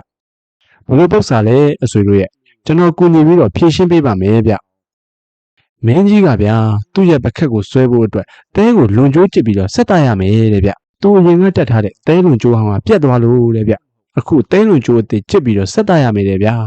အဲ့ဒါကျွန်တော်တို့ကတဲကိုဘလို့လုပ်ပြီးတော့လွန်ကျိုးကျစ်လို့ရမှာလေဗျအဲ့ဒါမဟောတရာသတို့သားလေးကူညီပြီးတော့ဖြည့်ရှင်းပေးပါအောင်အဲ့ဒီမိကုံဝင်ကြားလေမဟောတရာသတို့သားလေးကဘာမှမပူပါနဲ့ဗျဒီပြဿနာကိုကျွန်တော်ဖြည့်ရှင်းပေးပါမယ်တင်တို့ရွာသားတွေထဲမှာမင်းကြီးကိုပြောရဲဆိုရဲရှိတဲ့ရွာသား2ယောက်ကိုသာကျွန်တော်ထံလွတ်လိုက်ပါဗျအဲ့ဒီလိုနဲ့မဟောတရာသတို့သားလေးဟာသူပြောရဲဆိုရဲရှိတဲ့ရွာသား2ယောက်ကိုလိုအပ်တီတို့ကိုမှားကြားပြီးတော့နန်းတော်သို့လွတ်လိုက်တော့တယ်အဲဒီလိုနဲ့ဘုရားသား2ယောက်မင်းကြီးရဲ့ရှေ့တော်မှာကိုရောက်တဲ့အခါမှာတော့ဘုန်းတော်ကြီးမားလာတော့အရှင်မင်းကြီးဖေဟာကျွန်တော်တို့အရှိရဝမြစ်စကုံးရွာသားတွေဟာတဲလွန်ကျိုးတစ်ကိုကြစ်ပြီးတော့ဆက်တာပါမည်ရှင်ဖေဒါပေမဲ့တဲလွန်ကျိုးဟောင်းပြက်၍တဲလွန်ကျိုးတစ်ကြစ်ရမည်အမိန်တော်ရောက်လာသည်မှာတဲလွန်ရဲ့အကြီးငယ်ပမာဏကြစ်ရမည်ပုံသဏ္ဍာန်အလုံးအထွာတို့ကိုမသိရပဲဖြစ်နေပါတယ်ဖေဒါကြောင့်တဲလွန်ကျိုးဟောင်းရဲ့ပြက်စာတထွာတစ်တောင်လောက်ကိုနမူနာယူရန်ပေးတော်မူပါဖေအဲ့ဒီလိုရှောက်ထားလိုက်တော့လေအဲ့ဒီအခါမှာဝိဒီဟရမင်းကြီးကအချင်းတို့ငါရဲ့နန်းတော်မှာတဲလွန်ကျိုးကဘယ်မှာရမှာလဲကွမအပ်မရသောစကားကိုဘာကြောင့်တင်းတို့ရှောက်တင်နေရတာလဲအဲ့ဒီလိုအမိန့်ရှိလိုက်ရင်ရွာသား2ဦးကလည်းအရှင်မင်းကြီးဖေဘုံတော်ကြီးမားလာတော့အရှင်မင်းကြီးတော်မှာတဲကိုလွန်ကျိုးကျစ်လို့မရလေကျွန်တော်မျိုးတို့ဘုံညံ့သောအရှိရဝမြစ်စကုံးရွာသားတို့ကဘယ်လိုလုပ်ပြီးတော့တဲကိုကျိုးကျစ်လို့ရပါမလဲဖေအဲ့ဒီလိုရှောက်ထားလိုက်တော့လေအဲ့ဒီအခါမှာမင်းကြီးကပြောင်းတော်မူပြီးတော့ကဲမောင်မင်းတို့ဒီတဲလွန်ကျိုးရဲ့ပြဿနာကိုဘသူစီရင်ဖြေရှင်းပေးလိုက်တာလေကွမှန်ကိုရှောက်တယ်ကြစမ်းမှန်ပါအရှင်မင်းကြီးဖေကျွန်တော်တို့အရှိရဝမြစ်စကုံးရွာကမဟောတရာသတို့သားလေးကဖြည့်ရှင်းပေးလိုက်ကြောင်းပါဖေအဲ့ဒီလိုရှောက်တင်ထားလိုက်တော့လေအဲ့ဒီအခါမှာဝိတေဟရမင်းကြီးကအလွန်ဝမ်းမြောက်ပြီးလေမဟောတရာသတို့သားလေးကိုခေါ်ယူမဲ့ကိစ္စကိုတင်နကအမတ်ကြီးကတိုင်ပင်ပြန်နေဒီတစ်ခါမှလည်းတင်နကအမတ်ကြီးကအကြောင်းအမျိုးမျိုးပြပြီးတော့မဟောတရာသတို့သားလေးကိုခေါ်ယူမဲ့ကိစ္စကိုတီးခံမှုပဲပြောနေတော့လေဒါကတော့ဖေဟာလောင်းမဟောတရာသတို့သားလေးရဲ့တဲလွန်ကျိုးပြဿနာဖြေရှင်းခဲ့မယ်ဖြစ်ပါလေဗျကျွန်တော်ရဲ့ channel လေးကို like and subscribe နဲ့အားပေးခဲ့ပါအောင်ဗျအားပေးတဲ့တယောက်ချင်းစီတိုင်းကိုအထူးပဲကျေးဇူးတင်ရှိပါတယ်ရေကန်ပြဿနာဆိုတာကတော့တဲလွန်ကျိုးပြဿနာဖြစ်မဟောတရာသတို့သားလေးကိုစုံစမ်းပြီးတဲ့နောက်မှာတော့ဝီဒီဟရမင်းကြီးဟာအကြံတစ်ခုဖြစ်ပေါ်လာတော့တယ်အရှိရဝမြစ်စကုံးရွာသားတို့ပညာရှိကြောင်းငါကြားသိတော်မူတယ်ငါမေးတဲ့ပြဿနာတွေပု္ပ္ပစာတွေအားလုံးကိုလည်းမှန်ကန်တိကျစွာဖြေဆိုနိုင်ကြတယ်ယခုအခါမှာလည်းငါကိုတော်မြတ်ရေကစားတော်မူလိုသောကြောင့်ကြာမျိုး၅ပါးတို့ဖြင့်ဖုံးလွှမ်းအပ်သောရေကန်တစ်ခုကိုငါထံသို့ဆက်တရမယ်အဲ့ဒီလိုမဆက်တနိုင်ရင်တော့တယောက်ကိုကျိန်နဲ့အချက်တစ်ထောင်စီတင့်စေအဲ့ဒီရာဇသံကိုအရှိရဝမြစ်စကုံးရွာသို့ပို့လိုက်တော့တယ်အဲ့ဒီအကြောင်းကိုကြားတဲ့အရှိရဝမြစ်စကုံးရွာသားတွေဟာလည်းကြာမျိုး၅ပါးနဲ့ပြည့်စုံတဲ့ရေကန်ကိုမင်းကြီးကိုဆက်တဖို့ဘလုံးမှမဖြစ်နိုင်ဘူးလို့တွေးနေကြတော့တယ်ရောင်ရင်တို့ရေဒီတစ်ခါတော့ပိုခတ်တယ်ဗျရေကန်ကိုမင်းကြီးစီကိုဆက်တရမယ်တဲ့ဟုတ်ပါအဆွေရာရေကန်ဆိုတာတက်ရှိတယ်မဟုတ်ဘူးဗျရေကန်ကိုဘယ်လိုလုပ်ပြီးတော့မင်းကြီးစီကိုယူသွားလို့ရမှာလဲဗျဒါဆိုရင်လေကျွန်တော်တို့ရွာရဲ့ပညာရှိဖြစ်တဲ့မဟောတရာသတို့သားလေးကိုပဲဖြည့်ရှင်းပေးဖို့ကူညီခိုင်းရတာဗောဗျအဲဒီလိုနဲ့ရွာသားတွေဟာလည်းမဟောတရာသတို့သားလေးနေထိုင်တဲ့ဇရက်ကိုထွက်လာခဲ့တော့တယ်မဟောတရာသတို့သားလေးနေထိုင်တဲ့ဇရက်ကိုရောက်တဲ့အခါမှာတော့အရှင်မဟောတရာသတို့သားလေးဘုရင်ကြီးကကျွန်တော်မျိုးတို့လိုတာမန်လူတွေမဖြေရှင်းနိုင်တဲ့ပြဿနာကိုမေးလိုက်ပြန်တယ်ဗျဘလို့ပြဿနာမျိုးလဲဗျကျွန်တော်ပြောပါဦးမ မင်းကြီးကဗျာသူရေကစားတော်မူလို့တာကြောင့်ကြာမျိုး၅ပါးနဲ့ပြည့်စုံတဲ့ရေကန်ကိုသူ့ထံကိုဆက်သားရမယ်တဲ့ဗျမဆက်သားနိုင်ရင်လည်းတယောက်ကိုကျိန်တဲ့အချက်တစ်ထောင်စီကြခံစေတယ်ဗျာအဲဒါကြောင့်မဟောတရာသူတို့သားလေးကူညီပြီးဖြည့်ရှင်းပေးပါအောင်ဗျအဲဒီလိုပဲမဟောတရာသူတို့သားလေးကိုအကူအညီတောင်းလိုက်တော့တယ်အဲဒီအခါမှာတော့မဟောတရာသူတို့သားလေးကအချင်းတို့ဘာမှမစိုးရင်ကြပါနဲ့ဗျစကားအရာမှာလိမ္မာရဲရင်ပြီးတော့မင်းကြီးကိုရှောက်ကြားနိုင်သူလူ၃ယောက်ကိုသာခေါ်ခဲ့ပါမဟောတရာသူတို့သားလေးဟာအဲ့ဒီလိုခေါ်ခိုင်းလိုက်တော့တယ်အဲဒီလိုနဲ့စကားအရာမှာရဲရင်တဲ့သူတို့မဟောတရာသူတို့သားလေးစီကိုရောက်လာတဲ့အခါမှာတော့လူအပ်တီတို့ကိုမှားကြတော့တယ်အချင်းတို့ငါပြောတဲ့အတိုင်းလိုက်နာဆောင်ရွက်ကြကွတင်တို့ရဲ့မျက်လုံးတွေနေအောင်ရေကစားကြကွပြီးရင်တင်တို့ရဲ့အဝတ်တွေစပင်းတွေကိုရေဆိုရွှဲအောင်လှုပ်ထားကြပြီးရင်တော့ခန္ဓာကိုယ်မှာရွှွလွန်နေလိမ့်ထားကြကွလက်မှာလည်းဓာလှန်ဒုတ်ကျိုးစသည်တို့ကိုကင်ဆောင်ပြီးတော့မင်းကြီးထံကိုတွားကြကွအဲ့ဒီလိုနဲ့ဘုသူ၃ယောက်တို့လည်းမဟောတရာသူတို့သားလေးမှာကြားသည့်အတိုင်းနန်းတော်အရှိတကားဝါသို့တွားပြီးလင်မင်းကြီးကတွေ့ဖို့ခွင့်တောင်းတော်တယ်မင်းကြီးကသူတို့ကိုတွေ့ဖို့ခွင့်ပြုလိုက်တဲ့အခါမှာတော့အလောတကြီးအနေထားဖြင့်မင်းကြီးထံသို့ဝင်ရောက်ခစားကြတော့တယ်ဖုံးတော်ကြီးမြတ်လာပါတော့အရှင်မင်းကြီးဖေဟာအရှိရဝမျက်စကုံးရသားတို့ဟာကြာမျိုး၅ပါးနဲ့ပြည့်စုံတဲ့ရေကန်ကိုမင်းကြီးထံဆက်တာပါမယ်ဖေဟာဒါကြောင့်မင်းကြီးနဲ့ထိုက်တန်သောရေကန်တစ်ခုကိုတောအရက်၌ရှာဖွေလိုက်လံဖမ်းဆီးနေပါတယ်ဖေဟာထိုရေကန်ကိုထွက်မပြေးနိုင်အောင်ခိုင်ခန့်သောလွန်ကျိုးတို့ဖြင့်ချီနှောင်ပြီးတော့မြို့တော်ကိုဆွဲယူလာပါတယ်ဖေဟာဒါပေမဲ့အရှင်မင်းကြီးဖေဟာအဲ့ဒီရေကန်ဟာလူတန်မကြားဘူးတဲ့တောရိုင်းရေကန်ဖြစ်တာကြောင့်အရှင်မင်းကြီးရဲ့မြို့တော်ကကျုံတော်တစောင်းမုတ်တကားတွာလာရွှေမျိုးနေကြကုန်သောလူတန်စင်တန်မြင်းတန်တို့ကြောင့်တောရိုင်းရေကန်ကြီးမှာကြောက်ရွံ့ပြီးတော့ထွက်ပြေးနေပါတယ်ဖေဟာဒါကြောင့်ကျွန်တော်မျိုးတို့အရှိရဝမျက်စကုံးရသားတွေဟာဒုတ်ဓာလန့်ကြောက်ခဲတို့ဖြင့်တောရိုင်းရေကန်ကြီးကိုခြောက်လက်ပြီးတော့မြို့တော်ကိုမောင်းနေကြပါတယ်ဖေဒါပေမဲ့တောရိုင်းရေကန်ကြီးမှာအလွန်ပဲရုန်းကန်နေတဲ့ဖြင့်ခေါ်ဆောင်ရမရရရှိနေကြောင်းပါဖေဒါကြောင့်လိမ္မာရင်ကျေးသောအရှင်မင်းကြီးရဲ့ရေကန်ဟောင်းနဲ့မြားခေါ်မှရမည်ဖြစ်ကြောင်းပါဖေအရှင်မင်းကြီးရဲ့ရေကန်ဟောင်းကိုကျွန်တော်မျိုးတို့အားပေးသနာတော်မူပါဖေအဲ့ဒီလိုရှောက်ထားလိုက်တော့တယ်အဲ့ဒီစကားကိုကြားလဲဝိတေဟရမင်းကြီးကလည်းအချင်းတို့ငါထီးနှန်းစိုးစံတော်မူသည်မှာကြာလာပြီကွတောရဲမှာရေကန်ကိုစောင့်ယူရသည်ဟုကြီးလည်းမကြားဘူးရေကန်ရန်ကိုရေကန်ရင်နဲ့မြားခေါ်ရတယ်လို့လည်းမကြားဘူးပါဘူးသင်တို့ဘာကြောင့်ဒီစကားကိုရှောက်ထားနေရတာလဲကွမှန်လားပါအရှင်မင်းကြီးဖေဟာဘုံတော်ကြီးမားလာသောရှင်ဘရင်ကြီးကိုယ်တိုင်တော်မှတော၌ရေကန်ကိုမဆောင်ယူနိုင်သောဘုံနှင်းသောအရှိရဝမြေစကုံးရွာသားတွေကဘလို့လုပ်ပြီးတော့ရေကန်ကိုဆောင်ယူနိုင်ပါမလဲဖေအဲ့ဒီအခါဝိတေဟရမင်းကြီးကအလွန်သဘောကျပြီးတော့အချင်းတို့သင်တို့ဒီကိစ္စကိုဘယ်သူစီရင်ပေးတာလဲကွအမှန်တိုင်းရှောက်တင်ကြစမ်းမှန်လားပါအရှင်မင်းကြီးဖေအရှိရဝမြေစကုံးရွာကတထေးသားမဟောတရာလေးကစီရင်ပေးကြောင်းပါဖေ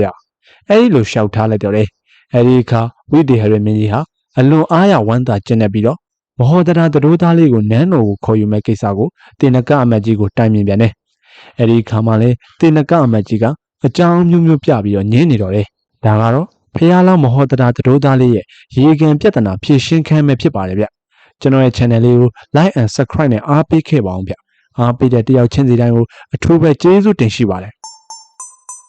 ဟောရင်ပြဿနာဆိုတာကတော့ရေကန်ပြဿနာဖြစ်ပညာစမ်းပြီးတဲ့နောက်မှာပဲဝိတေဟရမင်းကြီးဟာအရှိရဝမျက်စကုံးရသားတို့ပညာရှိကြောင်းကိုငါကြားသိတော်မူတယ်ကွ။ယခုအခါမှာလဲငါဥယျာဉ်ကစားတော်မူလို့တယ်။ငါရဲ့ဥယျာဉ်ဟာမှာတစ်ပင်တို့ဟာကာလရှည်ကြပြီဖြစ်တဲ့ဖြစ်မစီမကားမထွားမဆက်အဖူးအရွက်မလန်းညှိုးနှမ်းပျက်စီးနေတယ်ကွ။စစ်စီကားကားထွားထွားဝေဝေအထွေထွေသောပန်းမျိုးအသီးမျိုးတို့ဖြင့်တင့်တယ်သောဥယျာဉ်တစ်ခုကိုငါထံကိုပို့ဆောင်ပြီးတော့ဆက်တရမယ်။အဲဒီလိုမဆက်တနိုင်ရင်တယောက်ကိုကျိန်တန်အချက်တစ်ထောင်စီတင့်တယ်အဲ့ဒီရာဇသန်နဲ့အတူအရှိရဝမျက်စကုံးရွာသို့ပို့လိုက်တော့တယ်။အဲဒီအကြောင်းကိုကြားတဲ့အရှိရဝမျက်စကုံးရွာသားတွေဟာလည်းဘလုံးမှမဖြေရှင်းနိုင်မင်းနဲ့ရှိနေတော့တယ်။မင်းကြီးကတော့ဗျာခုနှစ်ကတော့ကြာမျိုး၅ပါးနဲ့ပြည့်စုံတဲ့ရေကန်ကိုဆက်တခိုင်းတယ်။ဒီနေ့မှလည်းဥယျာဉ်တော်ကိုဆက်တခိုင်းနေဆိုပါလားဗျ။ဟုတ်ပါအဆွေရဥယျာဉ်ကိုဘယ်လိုလုပ်ပြီးတော့မင်းကြီးထံကိုဆက်တလို့ရမှာလဲဗျ။ကဲဒါဆိုလည်းအချိန်ဆွဲမနေတော့ဘဲနဲ့မဟောတရာသူတို့သားလေးစီကိုပဲတွားကြတာပေါ့ဗျာ။အဲဒီလိုနဲ့ရွာသားတွေဟာလည်းမဟောတရာသူတို့သားလေးစီကိုထွက်လာခဲ့လိုက်တော့တယ်။မဟောတရာသူတို့သားလေးနေထိုင်တဲ့ဇရက်ကိုရောက်တဲ့အခါမှာတော့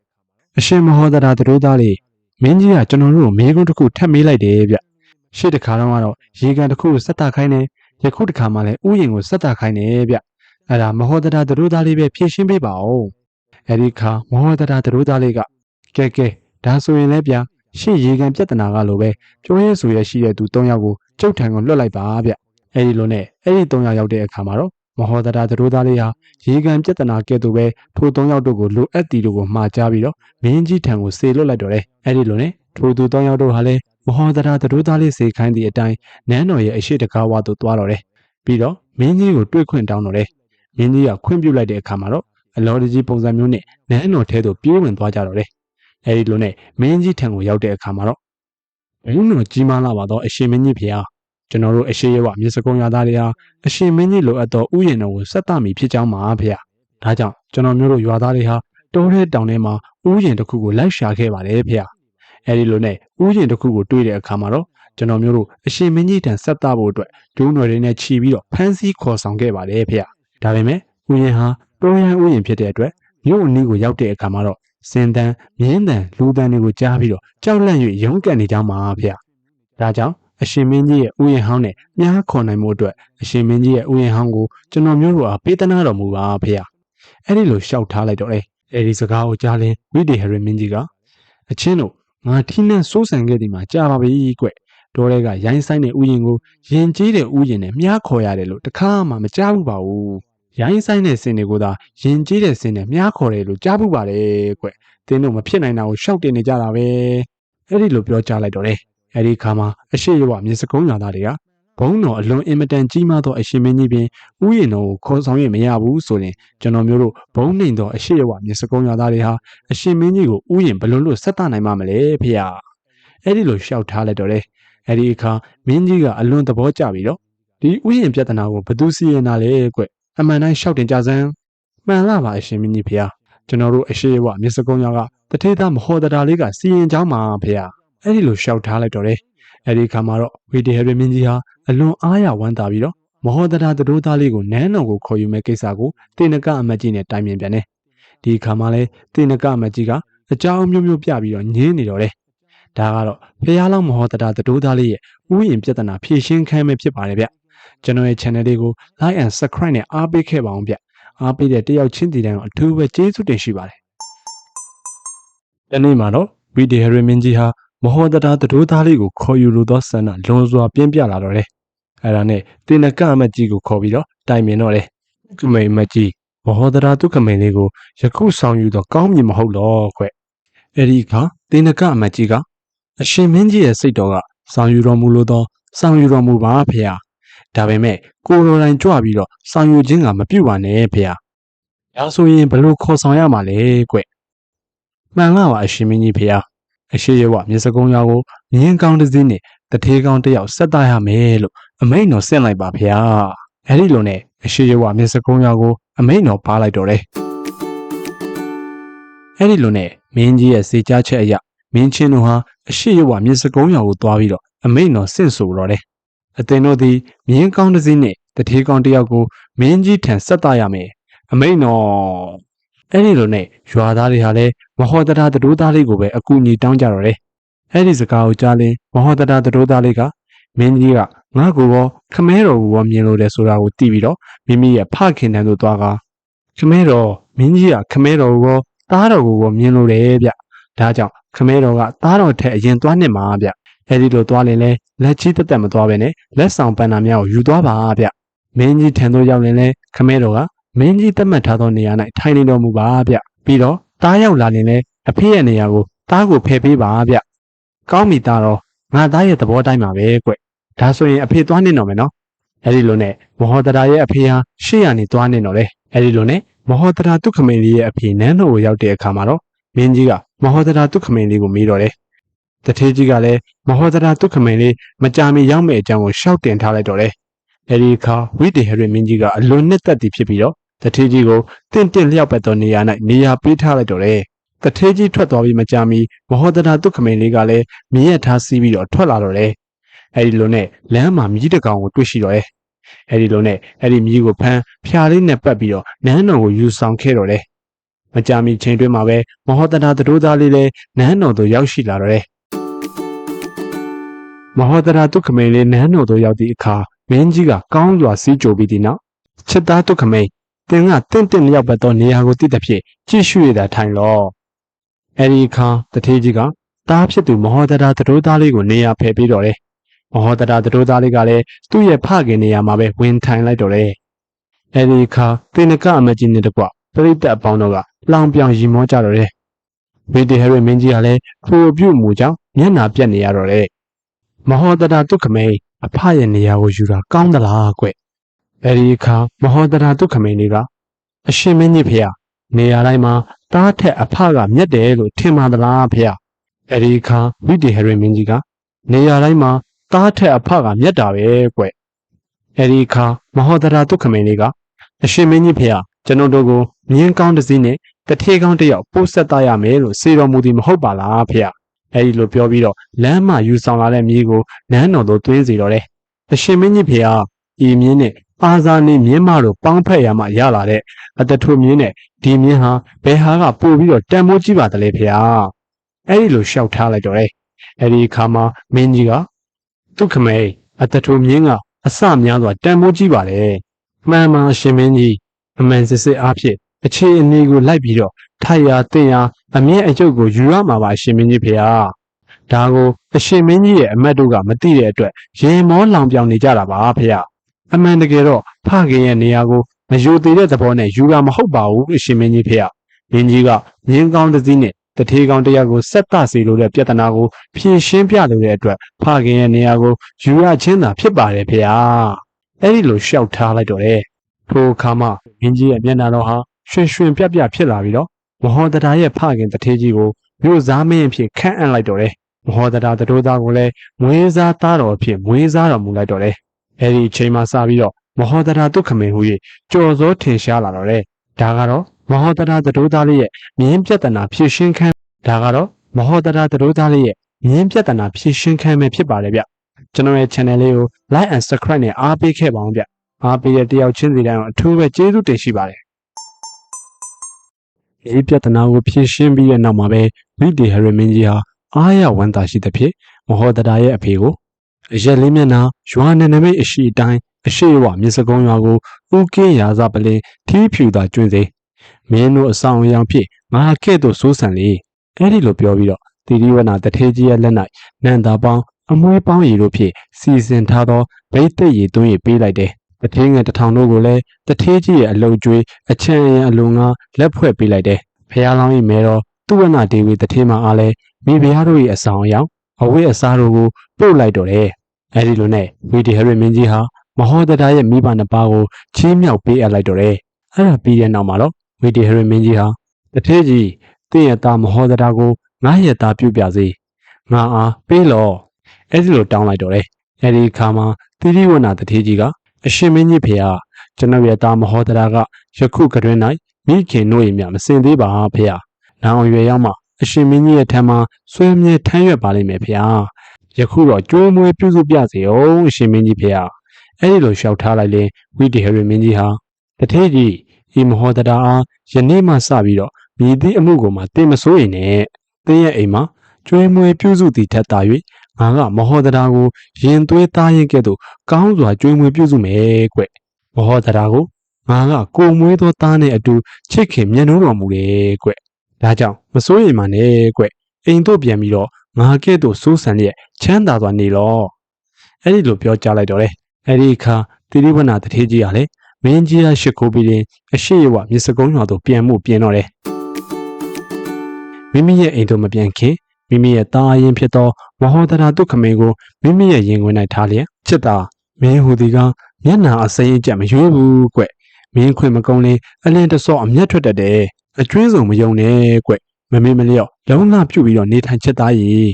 အဲ့ဒီလိုမှားကြားလိုက်တော့တယ်အဲ့ဒီအခါမှာမဟောတရာဒုက္ခမင်းကခမဲတော်သားတော်ကိုစိုးရင်ကြောင်းကြတော်မမူပါနဲ့ဗျအဲ့ဒီလိုပြောကြားလိုက်တော့တယ်အဲ့ဒီလိုနဲ့တိရိဝနာတထေးကြီးဟာမဟောတရာသတို့သားလေးကိုလိုအပ်တီတို့ကိုမှာကြားပြီးလေ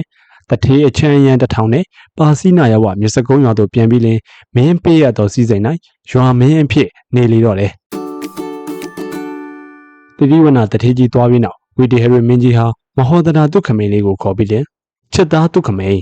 တင်းသည်နန်းတွဲ၌နေ၍ခစားမည်လောဒါမှမဟုတ်နန်းပြင်၌နေပြီးတော့ခစားမည်လောအဲ့ဒီလိုမေးကြလိုက်တော့တယ် အဲ့ဒီအခါမှာမဟောဒရာဒုက္ခမိန်ကငါမှာအချွေရန်1000လေးရှိတယ်